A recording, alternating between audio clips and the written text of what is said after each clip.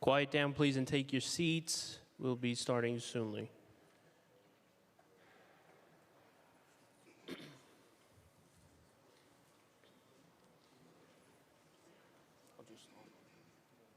Good morning and welcome to today's New York City Council hearing for the Committee on Public Safety.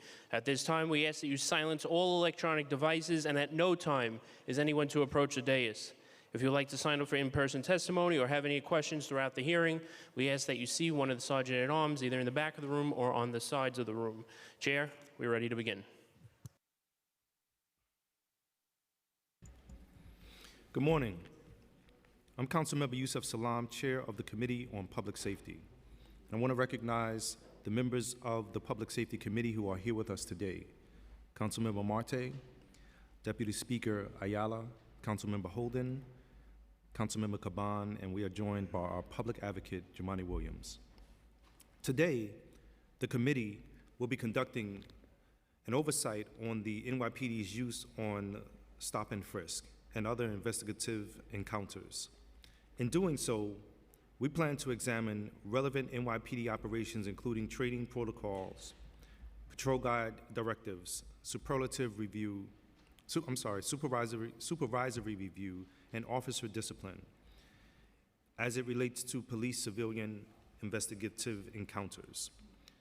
We will highlight the human impact certain police practices have on communities throughout the city, particularly communities of color that continue to bear the brunt of these interactions on a daily basis.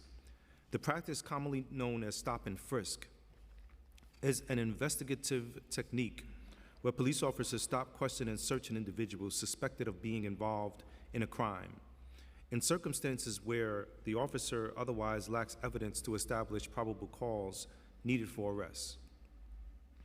For such stops to comply with constitutional standards of the Fourth Amendment, an officer must have a reasonable suspicion the person has committed, is committing, or is about to commit a felony or misdemeanor offense. The NYPD's use of stop and frisk has been the subject of significant controversy due to racial disparities amongst those subject to NYPD's investigations, racial profiling, and unconstitutional policing. This unfortunate history has marred the department and been a focus of legal challenges and advocacy efforts aimed to reform NYPD practices for more than 25 years. In 1999, a New York State Attorney General investigation found high rates of unconstitutional stops by NYPD officers. The Attorney General concluded blacks and Hispanics were significantly more likely than whites to be stopped, even after controlling for race-specific precinct crime rates, and precinct population composition by race. That same year, a class action lawsuit was filed against the city alleging racial profiling and unconstitutional stop and frisk by NYPD. In 2003, a settlement was reached and the city agreed to adopt written policies prohibiting racial profiling and requiring audits of police officers' stop and frisk to determine whether stops were being sufficiently documented and conducted in compliance with the Constitution. Despite this agreement, stop and frisk rose significantly during the Bloomberg administration, increasing from 97,000 stops in 2002 to over 500,000 stops in 2006, and peaking at over 685,000 stops in 2011. During this period, Black and Latino individuals were subject to being stopped by the NYPD at disproportionately high rates, as those populations consistently accounted for over 80% of all stops and nearly 90% of individuals stopped by NYPD were found to have done nothing wrong. In 2008, additional lawsuits were filed against the city and NYPD. Following a 9-week trial, a federal court found the city liable due NYPD's deliberate indifference to the constitutional violations arising from the department's stop and frisk practices. This resulted in a remedial order which sought to address the constitutional violations found in the NYPD's use of stop and frisk, including the appointment of a federal monitor, tasked with developing reforms to department policies, evaluating compliance with ordered reforms, and publishing public reports on related NYPD compliance. Through work with the federal monitor in coordination with plaintiff representatives and the court, the NYPD has implemented many court-ordered reforms. These reforms included adopting update policies related to racial profiling and street encounters, equipping officers with body-worn cameras to document police-civilian encounters, and adoption of new performance evaluation standards and auditing systems. However, a decade later, the federal monitor has continued to find persistent issues with the NYPD's failure to document stops, deficits in officers obtaining required reasonable suspicion to legally justify stops, and lack of discipline when officers are found to have conducted unconstitutional stops. Today, we seek to examine NYPD's efforts to change department practices. As part of the federal monitorship and further reforms needed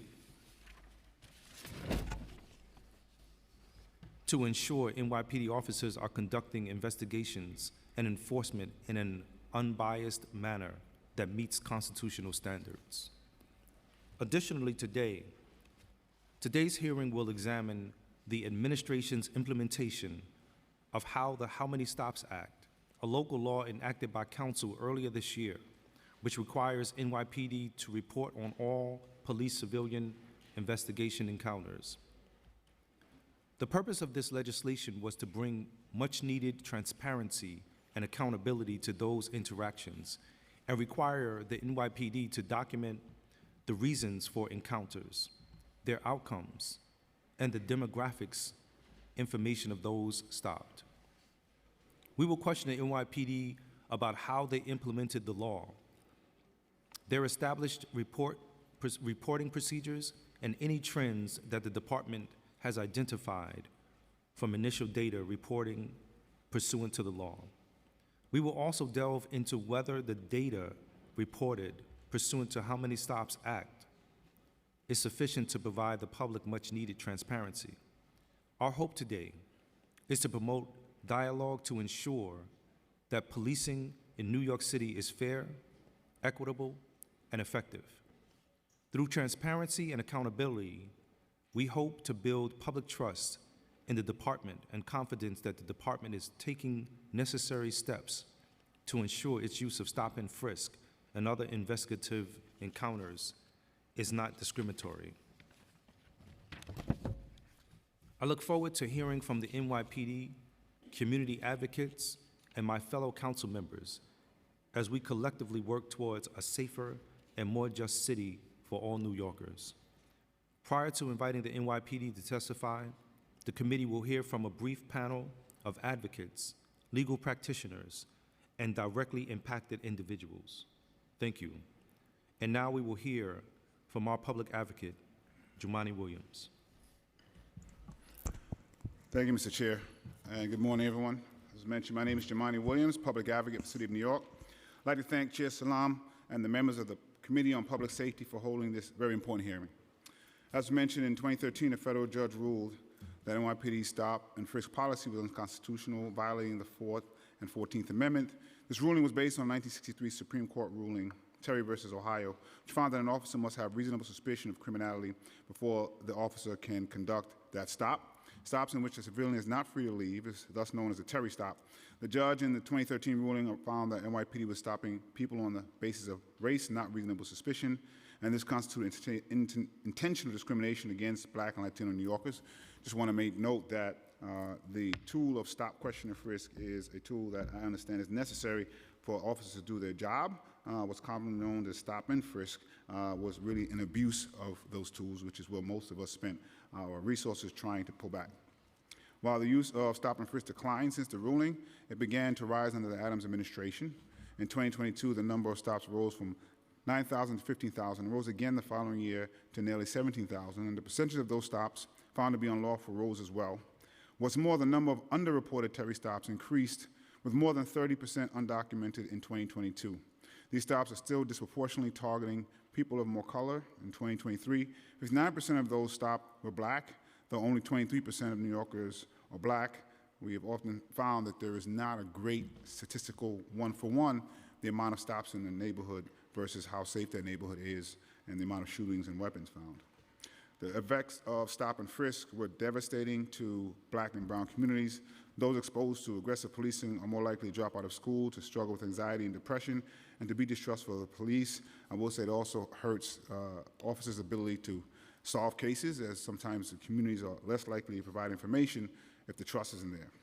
It subjected people to inappropriate arrests, violence, and incarceration, and did not result in the type of addressing the violence and crime or recovery of weapons or other contraband that people would have liked to see.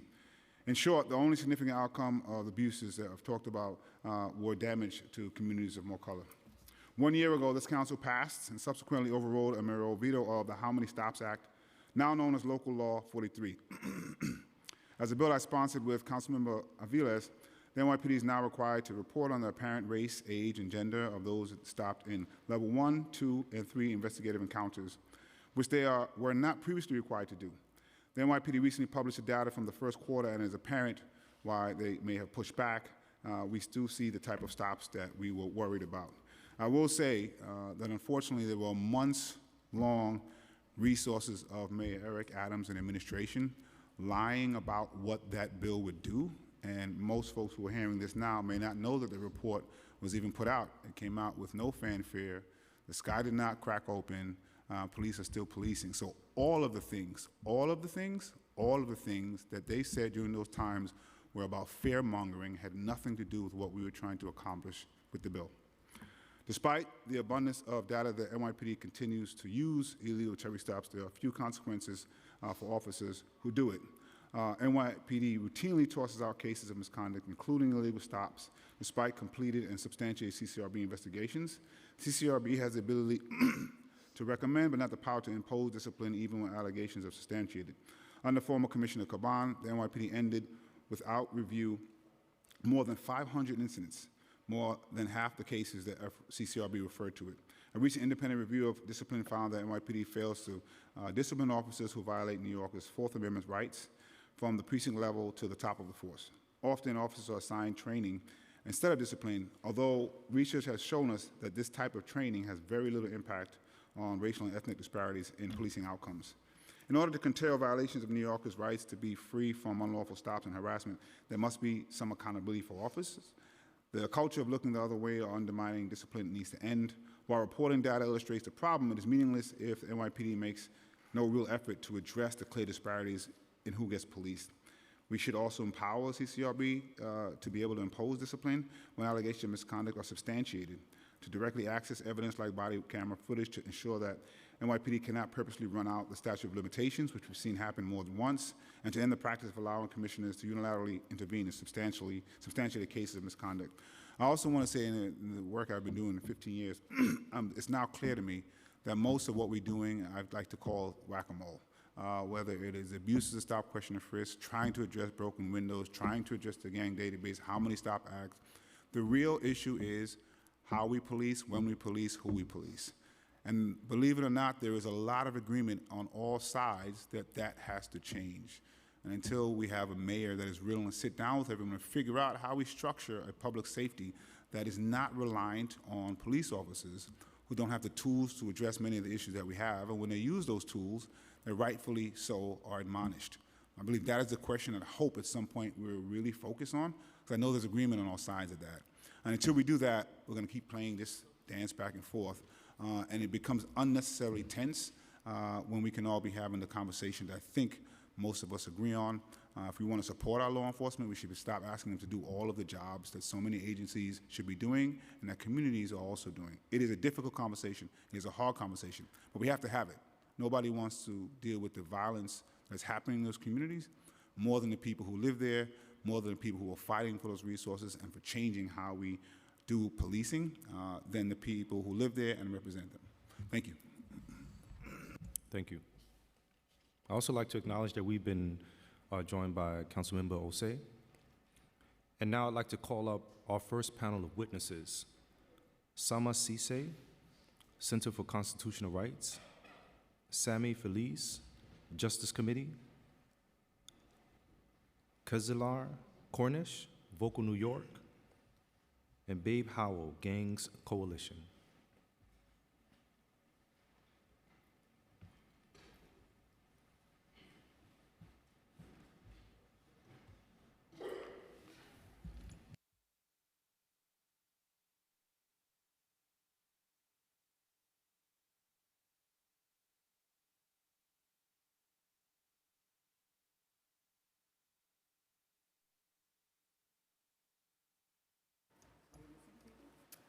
I think we're missing one person, but we can go ahead and get started. Okay. Good morning. Good morning, Chair Salam, Public Advocate Williams, and members of the City Council. My name is Samat Sise, and I'm an attorney at the Center for Constitutional Rights, a member organization of Communities United for Police Reform. Thank you for the opportunity today to testify regarding the NYPD's use of stop, question, and frisk, and other investigative techniques. As Chair Salam alluded to, in February 1999, officers of the NYPD's now disbanded street crime unit killed Amadou Diallo during a stop and sparked outrage both within and beyond New York City. Since Mr. Diallo's death, millions of New Yorkers have been subjected to humiliation, unlawful arrest, unlawful search, physical injury, and even death because of the department's stop and frisk practices. The Center for Constitutional Rights has served with co-counsel at the law firm of Beldock, Levine, and Hoffman for over a decade as lead plaintiff's counsel in Floyd versus City of New York. Before Floyd, we also filed the Daniels litigation, which brought to light the level of stops that was happening within the city. In August 2013, following a 9-week trial, a federal judge found the NYPD liable for a pattern and practice of racial profiling and unconstitutional stops. The court's decision in Floyd, which predominantly dealt with street stops, along with resolution of 2 other federal lawsuits, Davis, which challenged the NYPD's practice of racially discriminatory stops and arrests around NYCHA buildings, and Ligon, which challenged the NYPD's practice of unlawful trespass stops in around private apartment buildings, resulted in a federal court monitorship, requiring various changes to the NYPD's practice of stopping civilians, changes which 11 years later the department has yet to fully implement. As ordered by the court, the NYPD has engaged in trainings, revised stop forms, started using body-worn cameras, and stops have gone down from the height of stop and frisk.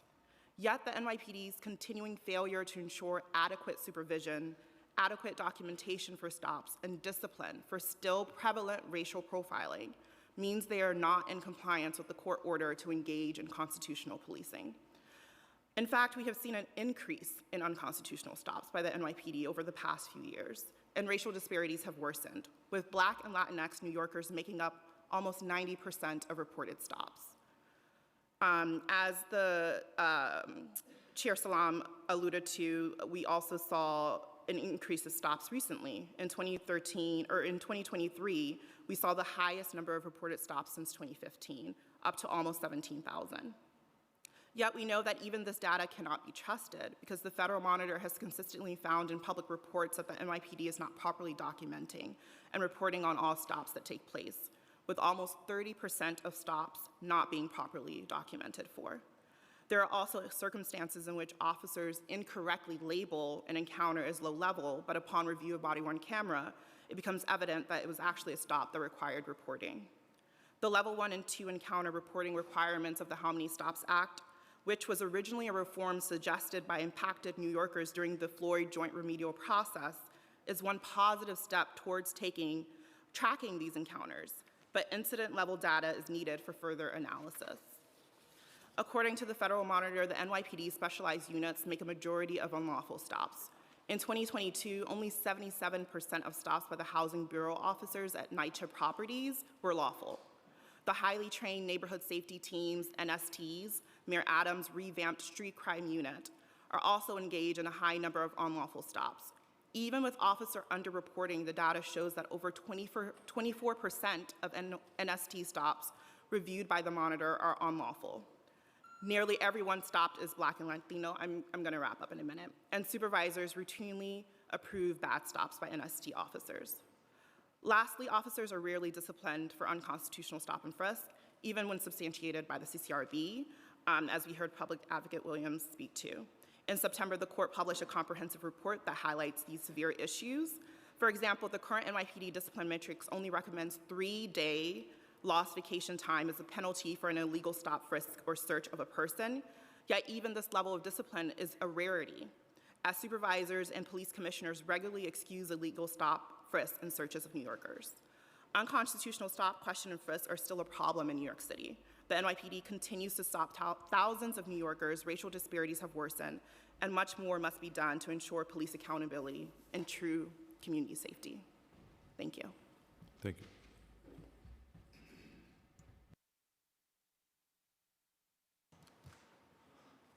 Good morning. My name is Sammy Feliz, and I am the brother of Alan Feliz, who was unjustly stopped in his car and murdered by NYPD in 2019. I am also a member of Justice Committee, an organization that works with families whose loved ones were killed by police.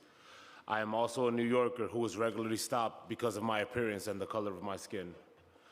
I think that you guys know Alan's story. After Lieutenant Rivera climbed into Alan's car, beat, tased, threatened to kill, and shot Alan at close range, Officer Barrett dragged Alan out of the car, exposing his genitals. Rather than covering him up, the NYPD let him to bleed out in the street, cuffed and exposed. Lieutenant Rivera recently faced a discipline trial, and my family continues to fight to ensure that Commissioner Tisch fires him for murdering my brother. Alan was killed during a car stop, which is not the focus of this hearing, but at the same disregard for human life and dignity the NYPD showed for Alan is evident in their pedestrian stop practices. When I testified at the first How Many Stops Act hearing, I shared that under Eric Adams, the NYPD's abusive stop practices were getting worse in my neighborhood of Washington Heights. Now, a year and a half later, things are even worse. This past July, I was just walking out of my home carrying a satchel, which I usually have with me. Officers suddenly jumped out of their car and demanded to know if I had any weapons on me. When officers jump like that and tell you that they think that you have weapons, what goes through your mind is that this could be the end of my life. They found a hairbrush inside of my bag, which they said it was a bulge, that they thought it was a gun. I'm lucky that the incident ended there, but I no longer carry the hairbrush, and as you can see, I no longer carry that bag. As someone who knows all my neighbors and works to make my community safer, I hear stories like mine all the time. Over the past several months, people have told me about being followed down the street by officers and who they see interacting with, just to see who they interact with. When they shake hands with a friend or offer somebody $1 just to lend some need, or to lend some help to somebody in need, officers roll up and start questioning them.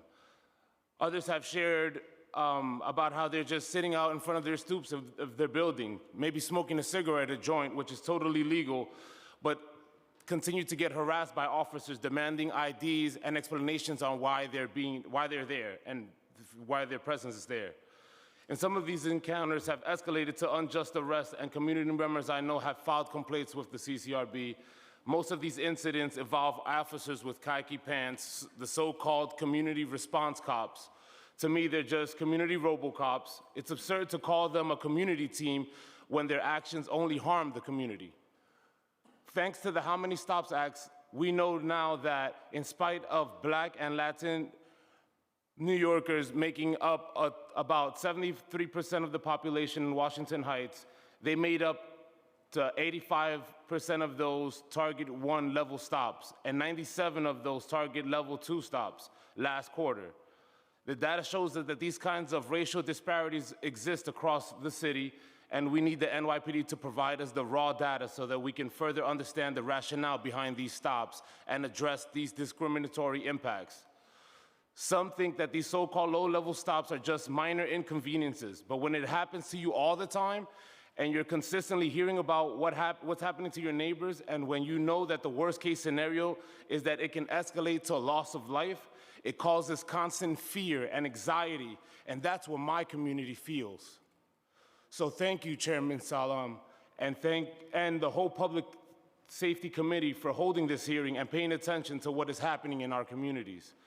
This issue is deeply important to me and other families whose loved ones have been lost by the police, because we want to make sure that no other family joins this club that nobody wants to be in. We appreciate your partnership on these issues so far, and we ask that you continue to partner with us in the new year, especially because the NYPD's abuse is only going to increase under Trump's and at least another year under Adams. Lastly, my family would like to call on you to help us to ensure that Commissioner Tisch and Mayor Adams hold and fire Lieutenant Rivera for murdering my brother. The NYPD's violence and abuse must end, and it starts with meaningful accountability and systematic change. Thank you. Thank you. Good morning. I'm Babe Howell, a member of the Grassroots Advocates for Neighborhood Groups and Solutions, the Gangs Coalition. Our coalition includes young people, their parents, those who represent young people, those who work with them through community-based organizations, and organizations striving to protect their civil rights. We focus on the policing of our city's vulnerable children and young adults, and the impact this has on their safety and the safety of their communities. Thank you, Chair Salam and the Committee on Public Safety for holding this hearing on stop and frisk and other investigative encounters. To begin with, how does gang policing relate to stop and frisk? Two ways. First, gang policing is, in New York, a cynical end run around the historic ruling that the NYPD's misuse of stop and frisk violates both the Fourth Amendment and equal protection. The NYPD announced Operation Crew Cut in response to the stop and frisk litigation at a time when crime was at historic lows in New York City and gang crime accounted for a minuscule amount of the crime in New York. Operation Crew Cut gave a new name to policing based on appearance and location. The second connection, critical for today's hearing, is that once labeled a gang member by the NYPD in their database, young people are targeted for and vulnerable in stop and frisk and investigative encounters. A bit of background on the NYPD's gang policing before I go on to stop and frisk. The NYPD's gang definition requires only 3 or more individuals. There are 500 gangs in the gang database, averaging about 30 members each. Gang policing in New York covers friendship groups and neighborhood groups. It is not limited to gangs. The database is populated entirely using non-criminal criteria. People are added to the gang database based on what they post on social media, what they wear, their friends and relatives, and where they live, with no notice and no ability to challenge their inclusion. The NYPD's Office of Inspector General's report last year found that people could be added to the gang database for wishing a friend happy birthday or for using certain emojis. They found that gang locations included NYCHA properties, whole precincts, and people's home addresses. Children as young as 13 are added to the gang database, and they've added people down to age 11 in the past. And the NYPD also lacked documentation for many entries. They used illegally sealed arrests and denied 100% of FOIL. The resulting gang database is 99% Black and Latinx, 99%. The NYPD claimed this is about precision policing, but it is only precise in how it profiles and targets only Black and Latinx youth. There are no white supremacists, no mafia, no Russian or Armenian gangs, no Proud Boys, almost no white people in the gang database. Back to the stop and frisk connection. The domain awareness system means the gang designation is available to every police officer and puts a target on those that are labeled as gang members. Our youth report being stopped as regularly as they were at the height of stop and frisk, some monthly, some multiple times a week. As the Federal Monitor reports, 11 years on, the NYPD still has no plan for equal protection. Stops, frisk, and searches are all increasing. Moreover, the neighborhood safety teams, public safety teams, and housing are the officers most likely to conduct self-initiated stops, unconstitutional stops, and searches. The harms of this policing cannot be overstated. Individuals are not safe online. They are not safe in the streets. They are dragged unnecessarily into the criminal system, often for minor offenses. They are denied off-ramps and second chances in criminal and family courts. They are held at Rikers and subjected to violence. They are punished for the crimes of others.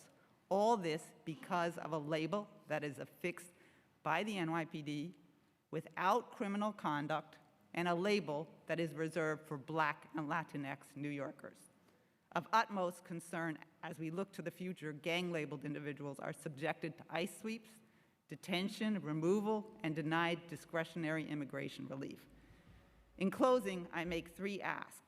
First, the Gangs Coalition asks that you support Intro 798, which would abolish the gang database. Second, ask the OIG, the Federal Monitor, and the NYPD to track and study investigative encounters of gang-labeled individuals.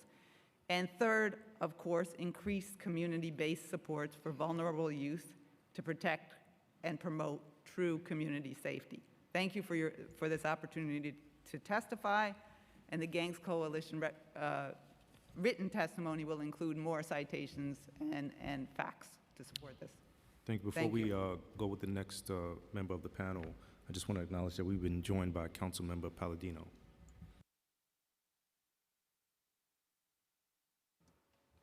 Hello. My name is Kezalar Cornish, and I reside in Brooklyn. I'm a member of a civil rights union of Voices of Community Activist Leaders, and a member of Community United for Police Reform. We're trying to end mass incarceration and harmful policing. I'm here to testify on police misconduct and corrupt police practices that I've endured personally. I want to express to the panel that for most of my life, I felt powerless against the seemingly God-given authority that the New York Police Department has had over me and most of the people that I've known growing up our entire lives.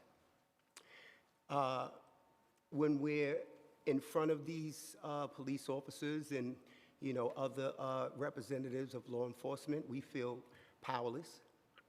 We feel as if they're given this God-like and God-given-like authority, which should not be, since they're supposedly working for the citizenry, and we are citizens for sure. Besides the powerlessness, when the cops stop pedestrians, they feel like they have to put their hands up. Why is the public trained to be fearful in that way? Right? It's because it's so ingrained within society that it's now become a normal thing, like it's the norm. Although that's actually not policing, but that's just a culture that has developed over the years. So this reduces the citizens to being a suspect. The police department is deemed more important than the people that they're actually working for. When, the reports are written and people are speaking about the interaction between the citizen and the police, normally they're concerned about if the police was safe, as if they're not there for the safety of the citizenry. And that seems to be, the reverse of what it should be. But that's not the case, and we all know that the case is they're concerned about whether the officer, was safe or not. And, that's viable as well. He should be safe. We don't condone the fact that, police officers should be harmed or hurt in any way, shape, or form, but at the same time, We think that the overriding concern should be about the pedestrians that are walking the street, going about their way. I want to share a personal experience. Many years ago, over 30-something years ago, I was on a train, and a New York Police Department officer stopped the train and was patrolling the car. And we found that when the bulletin goes out for a particular suspect, what actually happens is that the New York Police Department begins to look for any black man that's suitable. And so I became the any black man. So he searched the car, and they were looking for, some description that we don't know of, but the people that were in the car with me. But this officer told me to step out the car. Now, I had an appointment. I was going to the studio. I could have possibly made some really big waves in the music industry, but that was derailed because of this incident that completely changed my life and impacted me, my family, and so forth and so on. I ended up doing 30 years, not for that crime, but because I was picked up for this crime that is now completely dismissed. And so because of this dismissed case, I ended up doing 30 years for unlawful conviction as well. So these types of illegal stops are still far too common in the city of New York. The consequences of my wrongful conviction was a direct result of that illegal stop. I didn't do anything. And because of the fact that the case is dismissed, there's no way for me to receive any recompense. There is no compensation when something is thrown out, and there's no way to actually take that information from the case and then bring it to the next case to show that this is not something that should be, because we have probable cause laws. We have the fruit of the poisonous tree, where if one thing happens, and then something else happens behind it, this fruit that it came from is something that, can't be in law. Mr. Cornish, we're going to have to wrap, but I definitely, I hear you. Yes. And I want to say welcome home Thank you so for much. doing that time, the unjust time that you did. And may I say one thing?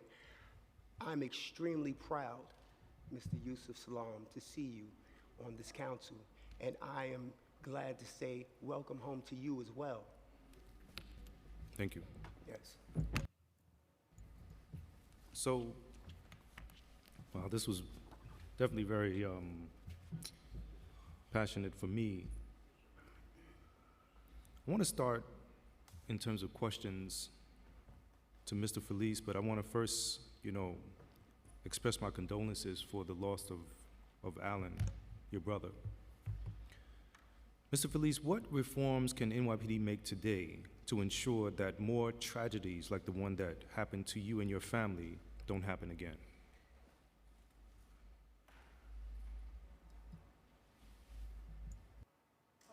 Understanding that this council here is for something different from what my brother was stopped for. Like, we're talking here about regular traffic stops. My brother was stopped in a vehicle. We're talking about pedestrian stops here.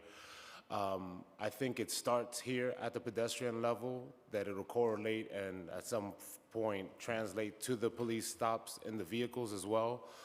But I would say having things that I would like to see is full-blown camera footage, no 10-second runoff, so you can see what is the reasoning that the officers are coming up with before they make the stop. That's audio and video.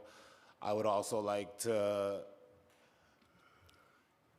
see accountability. There aren't any reforms or trainings that will bring the level of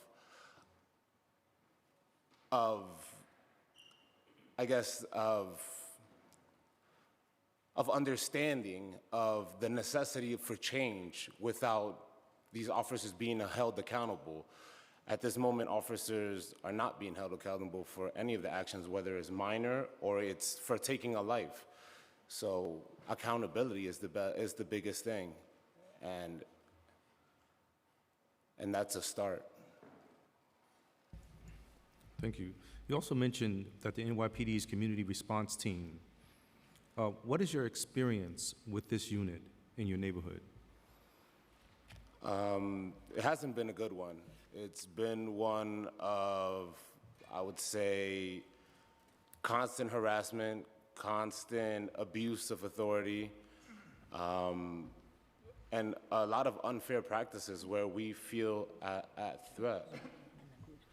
And I would like to see things change because it's just getting worse than what we were promised. We were promised to have safer streets, and now we're at more fear to be outside and for those policing us.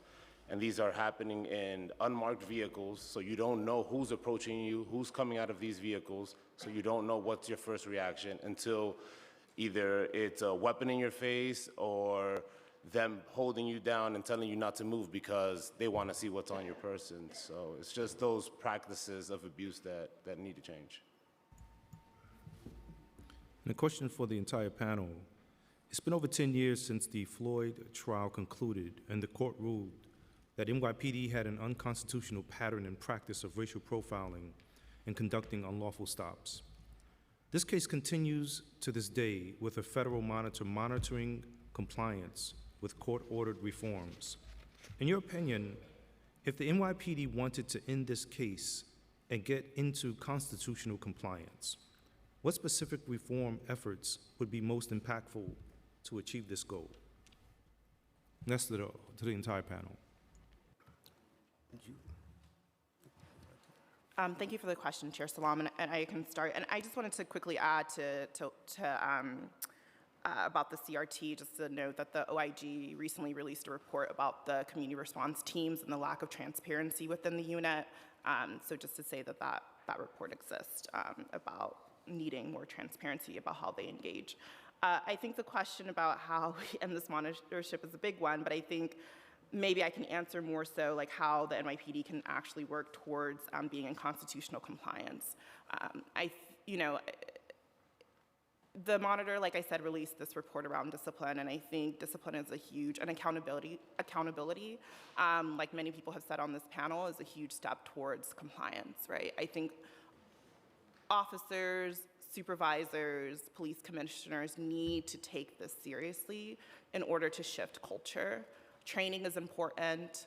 Having officers report on stops is important, but unless there's a real showing that there is consequence for not policing in a constitutional manner, for humiliating, harassing, racially profiling New Yorkers, we're not going to get anywhere.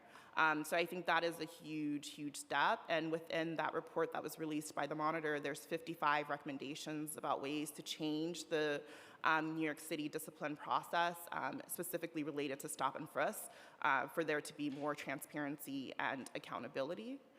So I think that is a huge step, and we'll see what happens, what the court will do, because the hope is that there will be some recommendations ordered of the NYPD in regards to discipline relating to stop, question, and frisk. I think another issue is, I try to talk a lot about these specialized units. And we're seeing that these specialized units are the ones that are engaging, according to the monitor, the federal monitor, in a lot of these unconstitutional stops. And they're supposed to be highly trained, highly supervised. However, when you look at the data, you're seeing that they're engaged in more unconstitutional behavior than other officers, right? And so I think the use of these units, the revamping of these units, we had the street crime unit. They were plain clothes, they were disbanded. We had another iteration that was disbanded. And now we have NST, CRT, PST, right? And the entire purpose is for them to be doing precision investigative work, but what we're seeing is they're actually racially profiling folks. And so I think really looking at these units and deciding, do we need them? How are they being trained? Are officers who are actually engaged in unconstitutional behavior being rewarded and put on these units in order to target New Yorkers? I think those are questions that really need to be asked about how these units are being ran and what behavior they're engaging in.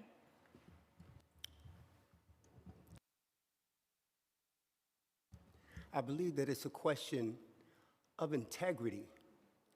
because many of these laws and the procedures that govern the police department, they speak about how to interact with the citizenry in such a way that is a degree of respect that goes on, but that is not practiced. And because it's not practiced, we create a culture of acceptance. And so, beyond that, if these bad practices result in criminal acts and so forth, but they're not being recognized as criminals, then who's actually law enforcement and who are the criminals? If law enforcement is allowed to commit crimes, because when you're going against the procedures and laws that are on the books, then you're committing a crime. But it seems as if somehow there's a gateway of acceptance and a blanket protection that goes over them to, as long as they have the color blue on. And so we're sending out the wrong signals to the population, because what you're saying is that just become a police officer and then you can do whatever you want to do. And so true individuals who have crime in mind for real, they say, oh, that's how we can do it and get away with it. And this is what it seems is going on. And so there has to be a degree of accountability. And the training, it's not about the training, because, it depends on whatever news conference is being held, that they'll say, we have the best training. And then as soon as something happens, then they're like, well, we need more training.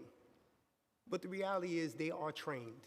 And that means that they're making an informed decision as to whether or not they want to commit these foul practices. And that's something that has to be dealt with. Integrity and principle amongst the law enforcement when it comes to interacting with the populace, and to understand that you're working for the populace.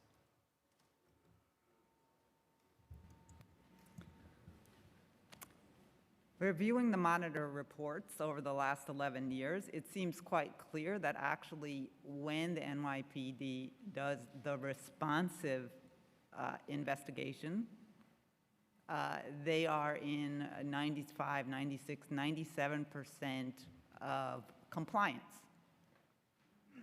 The patrol officers have high compliance. It is the special units out there claiming predictive or precision, self-initiating stops that are not documenting their stops whatsoever, misrepresenting them, responsible for the vast majority of unconstitutional stops, unconstitutional frisk, and unconstitutional searches. As the public advocate pointed out, we cannot expect the police to do all the things.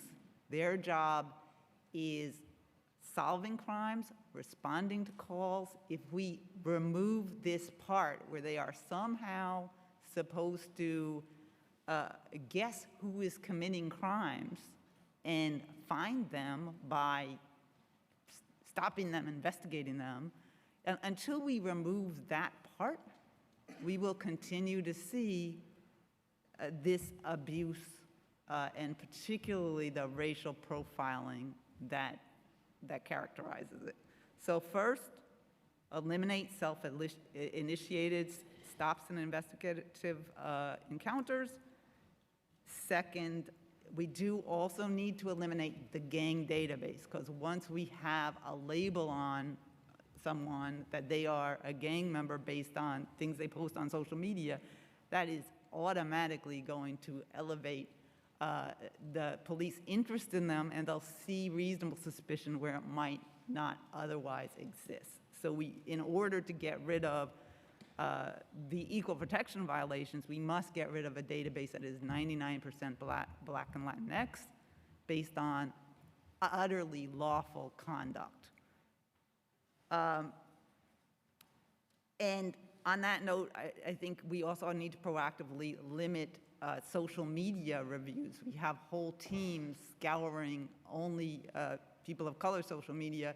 That can be used as an investigative technique in a responsive sense, but should not be self-initiated. We have to stop the mass surveillance of people of color.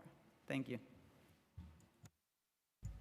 Thank you. I would like to acknowledge that we've been joined also by Council Members De La Rosa and Aviles.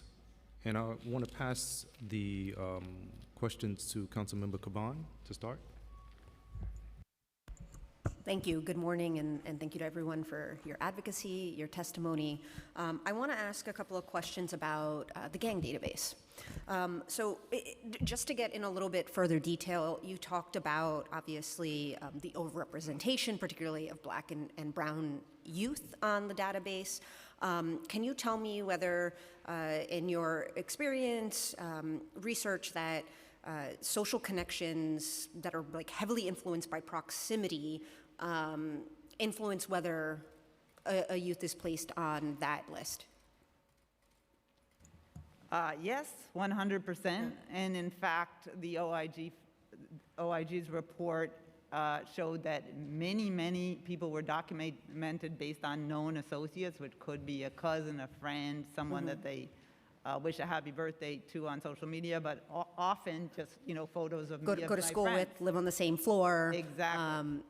And is- there, just one moment, there sure. they found that less than 1/3 of those documented based on known associates had enough information to even support that. So, kind of a Yeah. crazy. In your experience and research, is it also true that even loose or tenuous associations can land you on the gang database list? Absolutely. They'll say, there you are in the background of somebody's music video, or here you are in the same picture with so-and-so. That will land you on the gang database. Great. Now, I want to give you just like an example, a hypothetical, and then maybe you can just give me a reaction to it. So I'm going to use myself as an example. I grew up in South Richmond Hill. I went to public elementary school and middle school. Where I lived, the school was predominantly vast majority people of color and immigrants. And then I went to, may I continue, Chair? I'll wrap up quickly. Then I went to a Catholic high school in Northeast Queens, vast majority white, higher socioeconomic status, and my experience was that the factors that influence social connection, they mirrored in each of those places. The same ways we were connected to people at my high school, kids in the schools I went to when I was younger connected in that way, and they used social connections the same way. I would imagine today you can throw in, a little older, so throw in social media. When you look at it now, I was a public defender for 7 years, use social media very, very similarly. But for whatever reason, the kids that I grew up with in the neighborhood I grew up with were much, much more likely to be on a gang database, whereas I don't know anybody from my high school community that ended up the same, but the social connections and behaviors kind of mirrored each other. Like, can you talk, what's your reaction to that? That's true.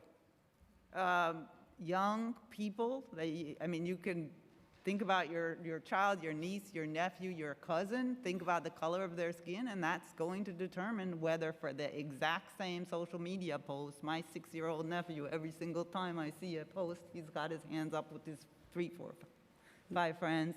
That same conduct will land a Black or Latinx New Yorker in the gang database. And I will say it's also 97% male, so you might not actually end up. It's very, just profiles.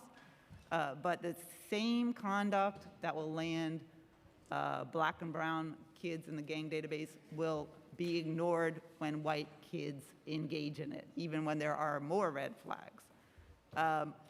I do want to say all kids also make mistakes. All kids dress alike and act silly and even do stupid things. Your parents cannot control what you do when you're 16, 17. You certainly can't control what your other friends do.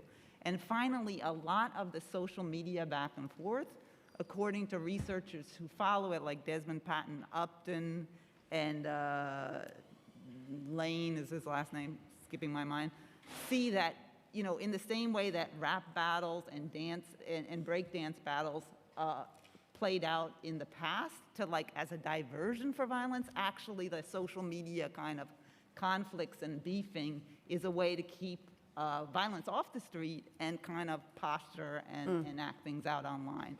So, yeah, my reaction is 100%, and it's not fair. All children deserve to be children, to act silly, to try on different personalities, to dress like their friends, and to get second chances and, you know, thrive. Thank you. They're our future. Yeah. Thank you, Chair. May I speak to that? Go for it. Okay.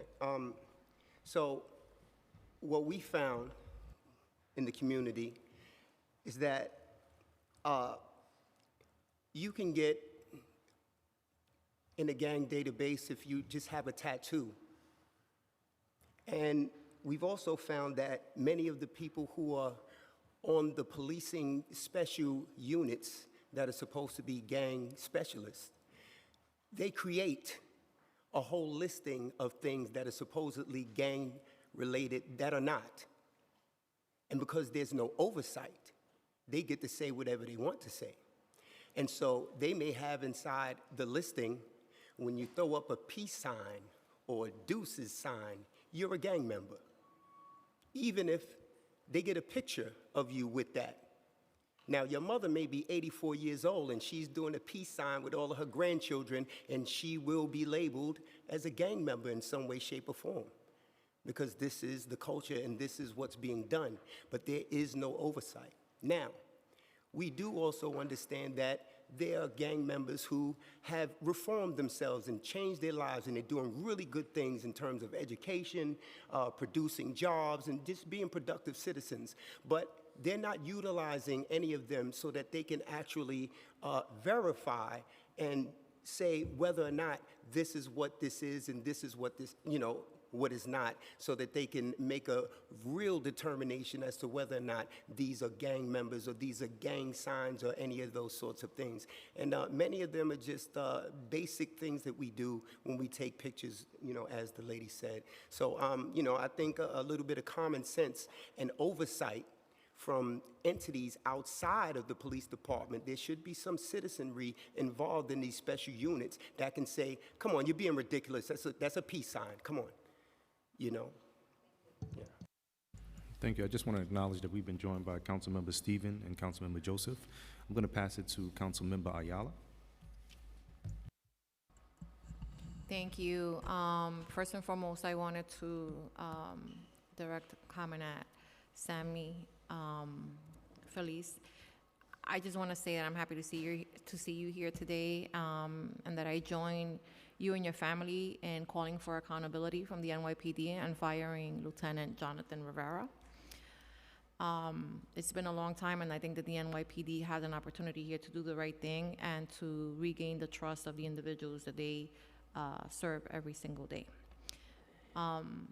Ms. Howell, could you tell us a little bit more about how an individual ends up, especially, I mean, you mentioned that there were young kids as young as 13 on the gang database. Is the only way to get on, what is the way to get on the gang database? I heard that you referenced, you know, pictures and some social media. Is DNA also a part of that factor?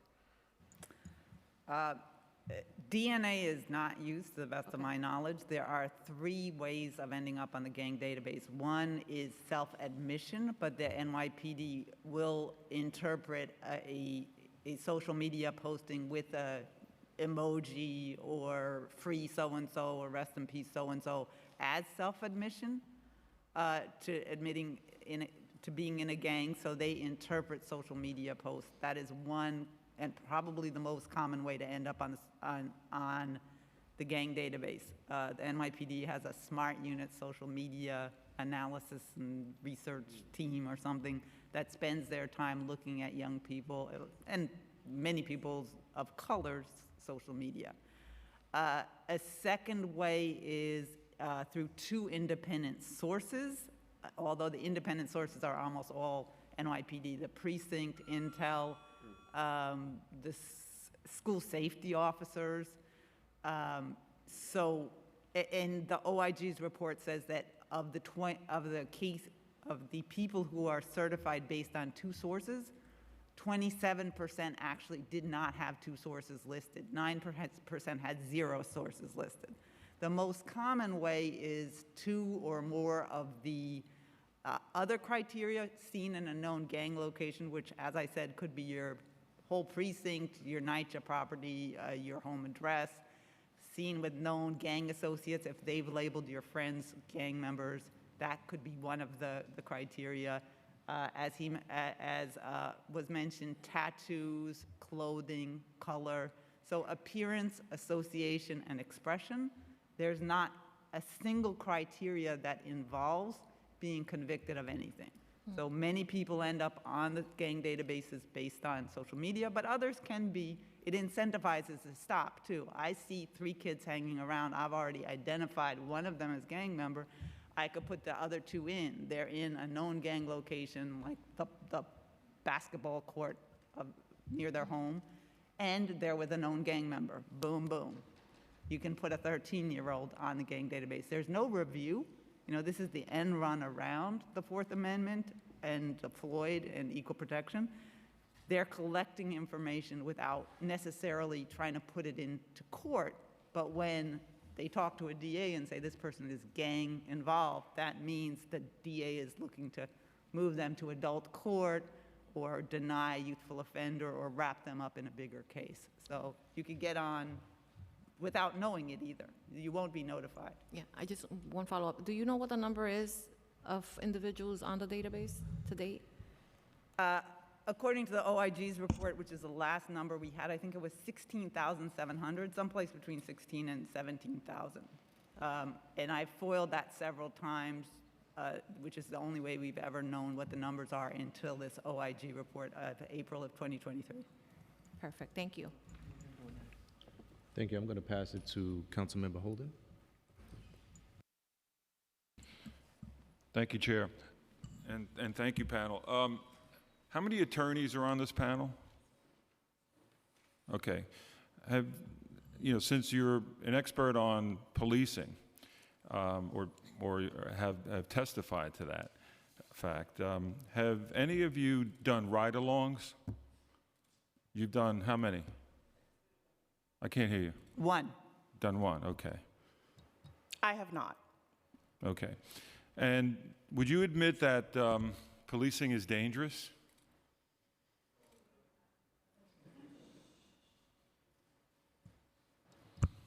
Can you admit that being black in America is dangerous? I didn't ask you, sir. My questions are directed, if we're gonna allow this, I asked the 2 attorneys. I just want to highlight that the point of this panel is to uplift the experience of people who've been directly impacted. So I'm happy to answer the question as an attorney. I think, there are many instances where engaging in any type of interpersonal or one-on-one interaction can be dangerous. Of course. And I too will say that especially engaging in proactive, self-initiated encounters, jumping out when you're not in uniform, those encounters are very dangerous, and reducing stop and frisk and investigative encounters and making them responsive would make police safer and make our community safer. Okay, on March 25th, police officer Jonathan Diller approached a vehicle with 2 individuals inside. He was shot and killed when he approached the vehicle. The one person, Guy Rivera, allegedly shot him. Guy Rivera had 21 prior arrests. The guy that was driving, Lindy Jones, had 14 prior arrests and was out on bail for a weapons charge. Now, put yourself in those positions and just think of how dangerous this job is. When you leave for the day, leave your wife and child, young wife and young child, and you go out into the streets of New York and are dealing with the most dangerous people. It's not an exact science.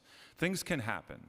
Things can go very, very bad either way. But I understand, because I've done 3 ride-alongs, and I've seen officers you may not like what I'm saying, but this is the truth. This job is very, very dangerous. and at any time you can get shot, just like the streets of New York. But you're dealing with the worst of society many times, especially the special units. So we hear one side, but sometimes we have to hear the other side and see and actually understand the other side. That the police officers and the vast majority are hardworking. They go out risking their lives for the citizens of New York City. Thank you. Thank you, Chair. Will we be able to say anything to that, or? No? Okay. So I want to pass it to Councilmember Palladino.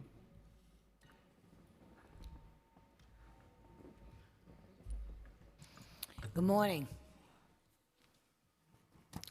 I have to say, I want to ask you all a question. Are you racist? Are you racist?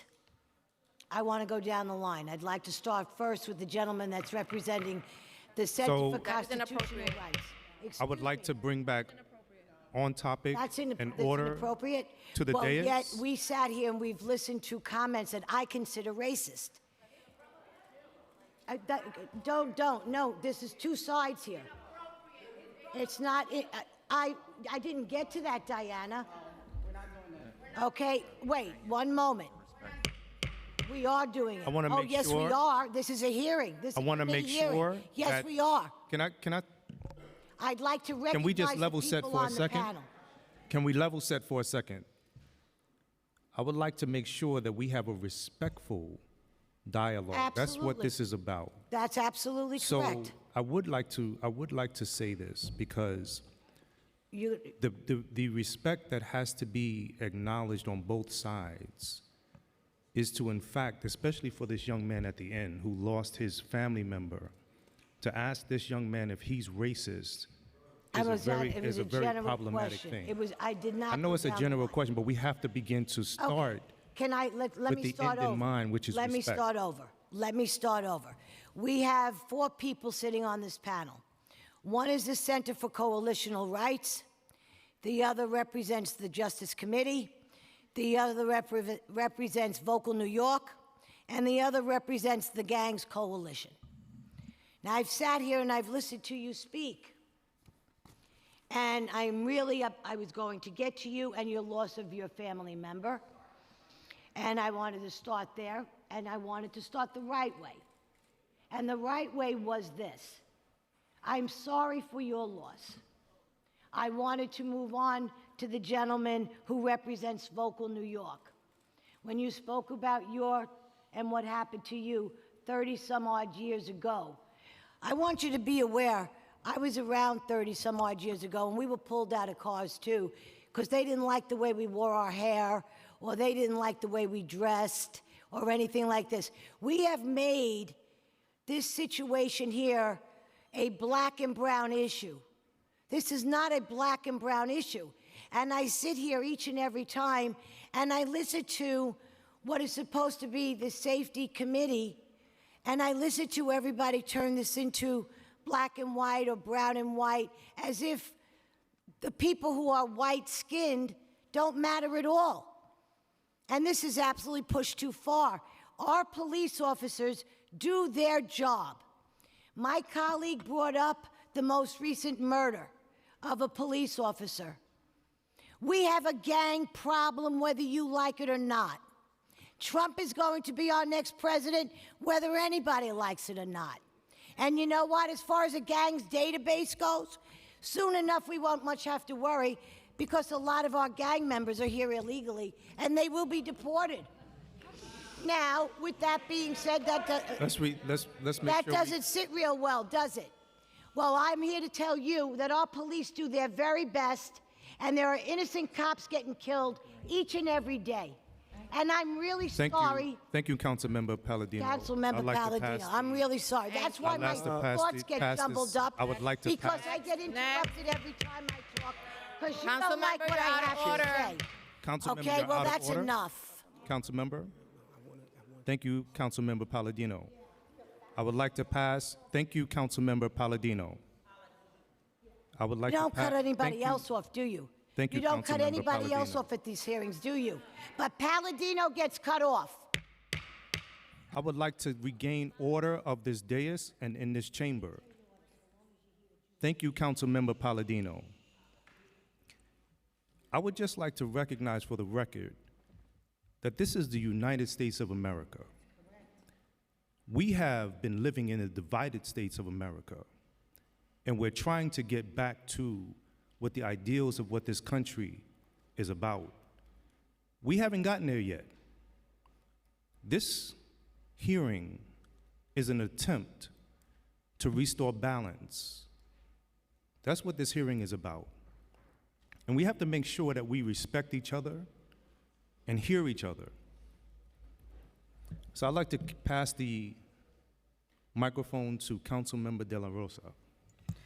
First of all, let me say that Sammy Feliz and Alan Feliz were my constituents. And I will be damned in this body if I have members of this body question this family that has lost their son, their father, their brother. Do not speak to me because I am not speaking to you. Because I'm looking at you because you know what you said. So let me just say that my condolences goes out to this family who is seeking justice. All of us leave our house in the morning, trying to get back home at night. All of us deserve safety. But what I do know is that the men in my community in Washington Heights, Inwood, and Northern Manhattan have been in the crosshairs on the war of drugs my entire life. And I do not need to go on a ride-along to know what happens on the streets of my neighborhood because I walk the streets of my neighborhood every single day. And I've been stopped. For standing in front of my building, I've been stopped. So therefore, I do not need, having a ride-along does not make you an expert in how policing happens. And there are two very, very opposing tales to that story. So I will put that there for the record. And the other thing, too, is I'm an immigrant, and I'm a proud immigrant, and I'm the first Dominican woman elected to this body from my community. So do not question, okay, the contributions of immigrants in this chamber. With that being said, I want to say that one of the things that we are guided by in this conversation is data. Data that is publicly available and rare, because it is not always publicly available. But what we do see in the data that is available is a glimpse in a system that is not working and that has not been working.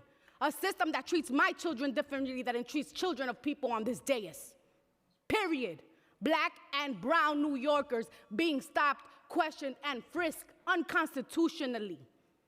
And those numbers are on the rise under this administration.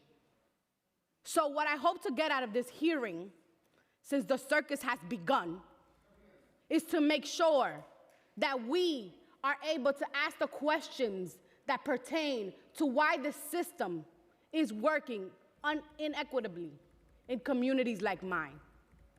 So I have one question for this panel, and my question is, in your experiences with the gang database, with what we're seeing with the new units that have been put out into the street, are you seeing that the data that is available after an interaction is accurate and up-to-date and readily available in cases where accountability and discipline are needed for the NYPD?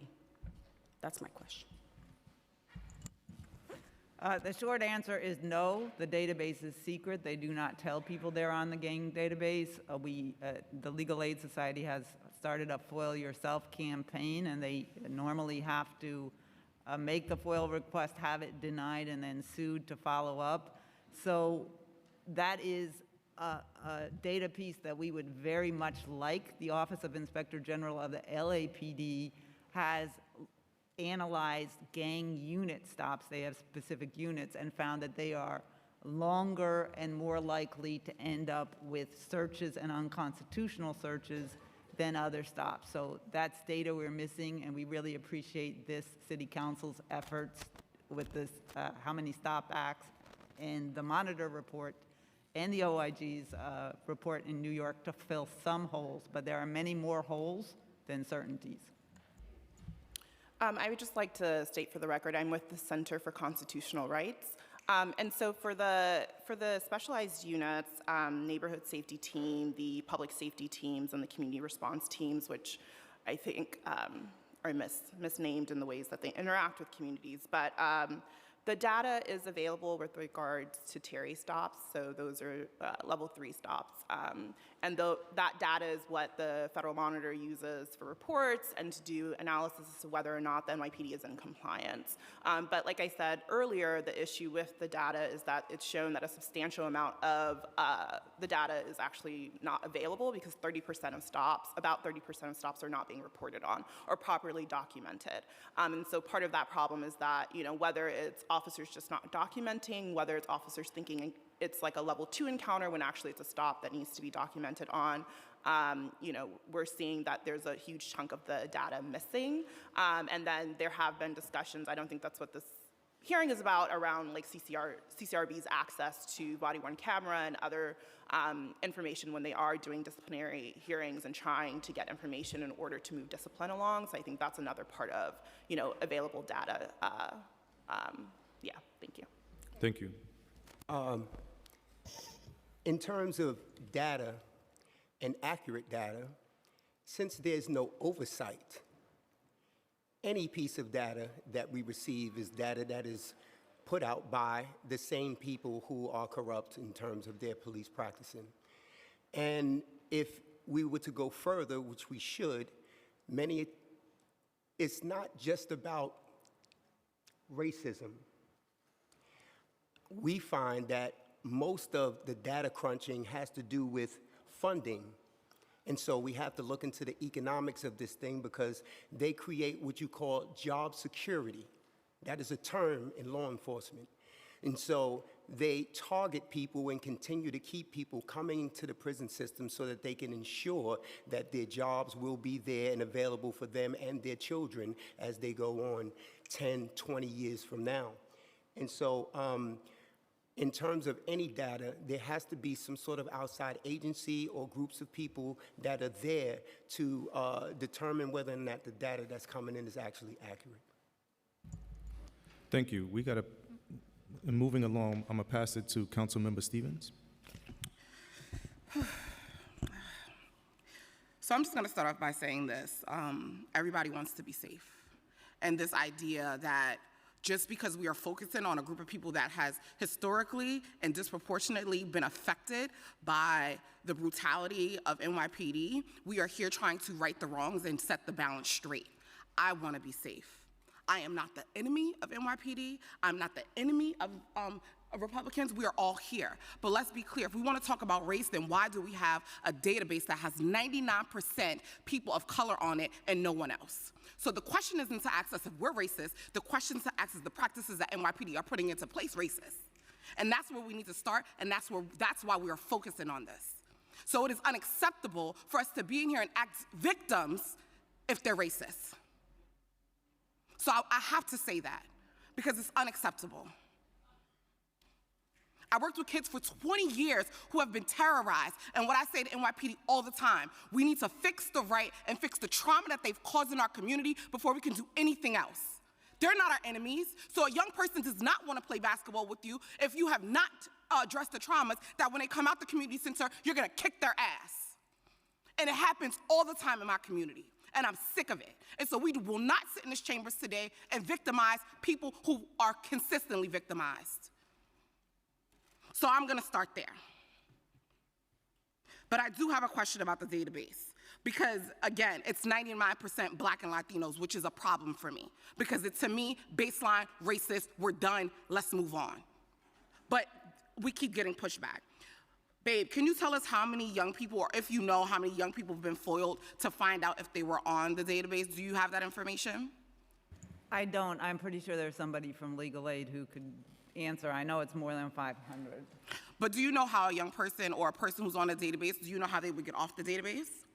There is no way to get off the database. There's no way to appeal. They can be reviewed at age 23 and 28. They're supposed to be reviewed every 3 years. Those reviews are happening late, and only one person is looking at them. There is no input from the individual to get themselves off the database. And by the way, They do enter people as young as 11 and 13, but up to age 70 as well. And just real quick, has there been other databases like this across the country? And if so, were they eliminated? Do you know the status of those? And then I'm done. Yes, these types of gang databases are very common, and what they have in common is, A, they often rely on entirely non-criminal criteria, as the New York City one does, and that they are typically wildly and disproportionately Black and Latinx or non-white people of color.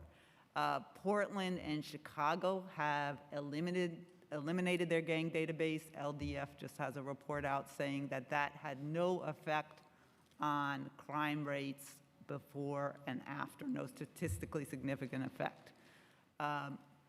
LA is also backing off of their gang database, and we're hopeful that those databases will be changed. London also had a gangs matrix, also included people based on no criminality.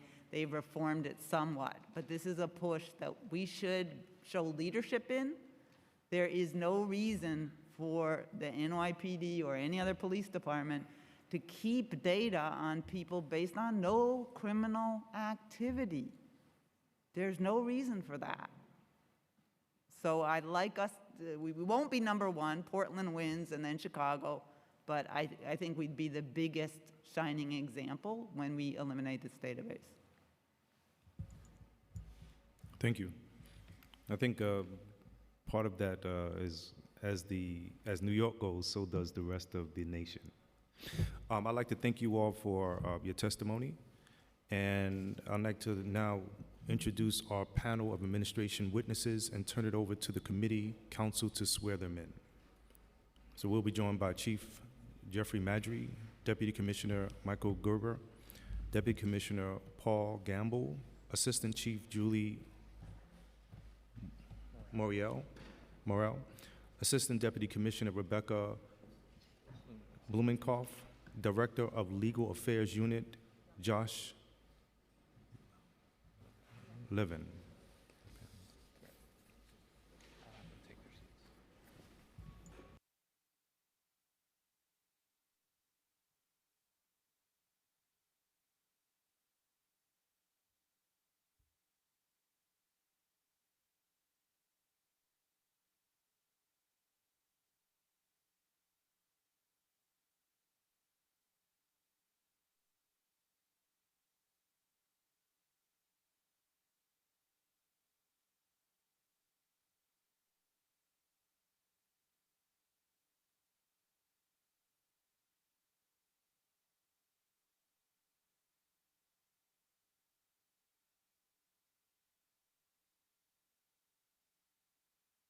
Okay, if everybody from the NYPD who plans to testify could raise their right hands.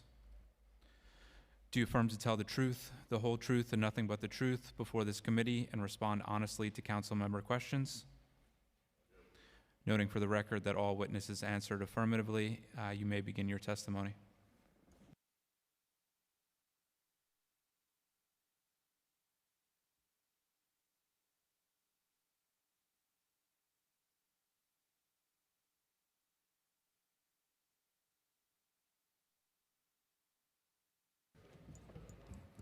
Good morning, Chair Salam and members of the council.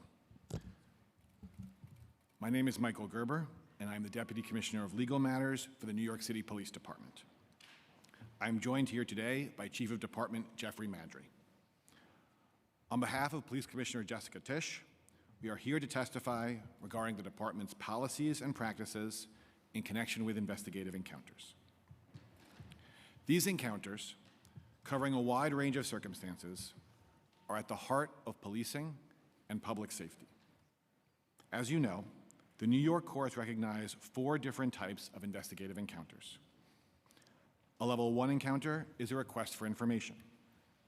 At level 1, there must be an objective, credible reason to approach, but it does not require that the officer suspect the individual of criminality. Level 1 encounters include conversations with victims and witnesses, those who might be victims or witnesses, those who might have evidence regarding a crime, who might know where a missing child is located, or who may, for whatever reason, be in need of police assistance. A Level 2 encounter, based on the common law right of inquiry, requires an officer to have a founded suspicion of criminal activity. At Level 2, as at Level 1, the individual is free to leave. At Level 3, by contrast, where an officer has reasonable suspicion that a person has committed, is committing, or is about to commit a crime, the officer has the authority to temporarily detain that person in what is often referred to as a Terry stop. Finally, in a Level 4 encounter, there is probable cause that a person has committed an offense and is subject to arrest. For years, the department has reported to the City Council on Level 3 and Level 4 encounters. Late last year, the City Council passed the How Many Stops Act, which requires the department to provide quarterly data regarding Level 1 and Level 2 encounters. For months, we convened an executive-level working group. We created new policies and procedures, new electronic forms, new systems to aggregate the data, and new training for our officers. In October, consistent with the How Many Stops Act, we reported the required data for the third quarter of 2024. This is a major change for the department, and we continue to learn and improve. It is no secret that the department was opposed to the Level 1 component of the How Many Stops Act. We are not here to rehash that debate. We are committed to complying with the law, and we have worked very hard and in good faith to meet our obligations under the law. With regard to Level 3 encounters, the department has been under a federal monitorship for a decade. I want to emphasize that I cannot speak for the monitor. Only the monitor can do that, and she speaks through her reports. That said, I want to offer a few observations on behalf of the department. When it comes to the monitorship and the constitutionality of Level 3 encounters, the department has made tremendous progress. We have rewritten our policies and revamped our training. Level 3 stops have fallen by over 90% since 2011. There has been a significant shift in the nature of policing in this city. That said, there is still more work to be done. The department works closely with the monitor, and we learn from the monitor. There are times when we agree with the monitor's critiques. There are times when we disagree. But it is always a collaborative relationship in which we are fully engaged and responsive. I want to close by emphasizing that we are discussing encounters that take place on the street in situations that can be fast-moving, complicated, and potentially dangerous. Officers are asked to make split-second decisions, sometimes with incomplete information, and often with concerns about public safety and their own safety.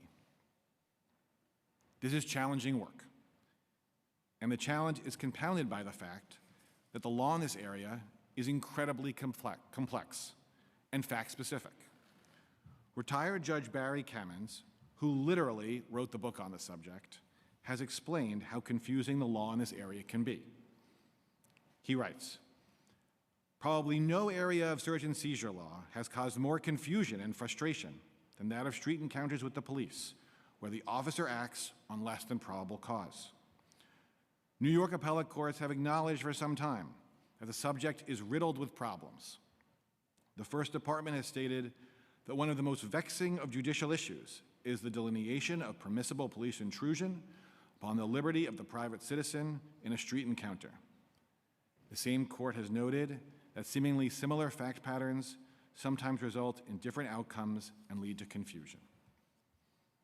He continues, "One of the primary reasons for the state of confusion in this area is the diversity of fact patterns involving street encounters and the realization that the proper determination in cases of this sort must necessarily turn on the facts in each individual case.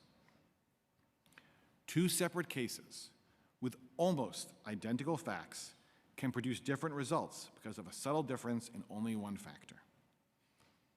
If there is any conclusion one can draw from this, it is the realization that this is not a precise and exact body of law with equations that can readily produce easy solutions. This is a lawyer and judge writing for other lawyers and judges who have the benefit of time to ponder the facts, review court decisions, debate abstract legal principles, and ultimately decide how to analyze and categorize a particular encounter. We require our police officers, most of whom are not lawyers, to do this out on patrol, in real time, sometimes in highly volatile situations. We must require this of our officers because it is the law.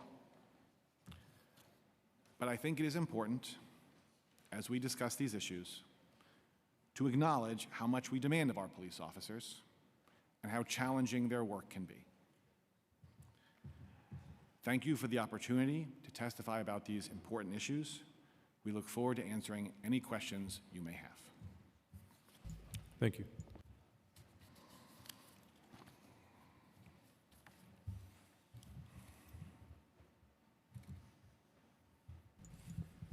Okay.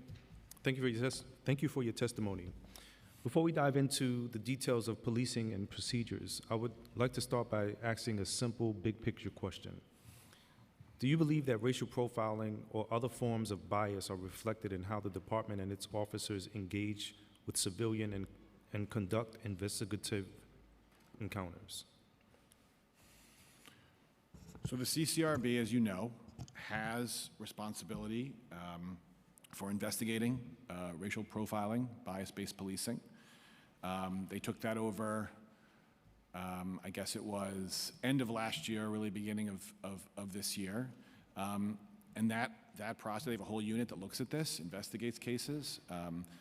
Some matters have not been substantiated, some matters have. Those allegations and those cases then make their way through our disciplinary system. We do have a number of such cases pending, and I think those cases need to play out through that disciplinary system. Obviously, these are incredibly sensitive cases, incredibly serious allegations. The presumptive penalty for bias-based policing or racial profiling is termination, and rightfully so. But, of course, there's a need for due process and for these cases to play out. And that's what's actually happening. That's what's happening now, and that's what will be happening in the future. I would just want to push a little bit more on this because the goal of today is to have an honest conversation and discuss potential reforms. And we must agree on the underlying facts. It remains a consistent and painful truth that despite over a decade of oversight from the Federal Monitor and ongoing efforts to reform department practices, whether or not you are stopped by the NYPD still seems to be influenced by the color of your skin. In 2013, when a federal judge found that the NYPD was liable for a pattern of practices of racial profiling in violation of the Equal Protection Clause of the 14th Amendment, approximately 82% of people stopped by the police were Black and Latino, even though these two groups made up only 52% of the city's population. While the total number of stops has gone down over the years, the racial disparities in who gets stopped has gotten worse. Last year, 90% of the people stopped by the NYPD were people of color. Is the NYPD comfortable continuing policing practices that have resulted in Black and brown New Yorkers being stopped at a rate nearly 8 times greater than that of white people? Or would you agree that these stark racial disparities are an indication that there are department practices that must change so that every community in New York City is policed the same way? So I think in answering that question, I would start with referring to the Monitor's report on this issue earlier this year. The Monitor did a very comprehensive, detailed, very nuanced report about racial disparities. It came out, I'm not sure the exact month, but it was definitely earlier this year. Looking at racial disparities 2013 to 2022, I believe. And that report in some ways, that report describes some very positive developments, but also pointed to some issues like the ones you're talking about that really do require very careful analysis. So I do want to highlight that in terms of the post-stop disparities, and that was a major issue in Floyd back in the day, the sort of post-stop racial disparities along a variety of lines: arrest, summons, use of force, recovery of contraband. The monitor found that those racial disparities, and the monitor uses a sophisticated statistical model, which I could not describe to you. I'm not a statistician, but the monitor found that those disparities in many cases had collapsed entirely, which is welcome news. And even with regard to frisks and searches post-stop, depending on which area you were looking at and depending on the race, again, you saw disparities that either had been narrowed or collapsed entirely. So that is very positive. Now, the report also pointed to the issue, Chair Salam, that you just described, which is that the racial breakdown in terms of stops, even as a total number has fallen, the sort of racial breakdown has remained roughly the same over time. One thing we are working on right now is a 14th Amendment compliance plan with the monitor. And that's something that's incredibly important. It's important for the monitorship. It's important to address the issues that you're talking about. I don't think I can say too much about the substance because it has not been approved by the monitor yet. But we provide the monitor with a draft. We got comments back.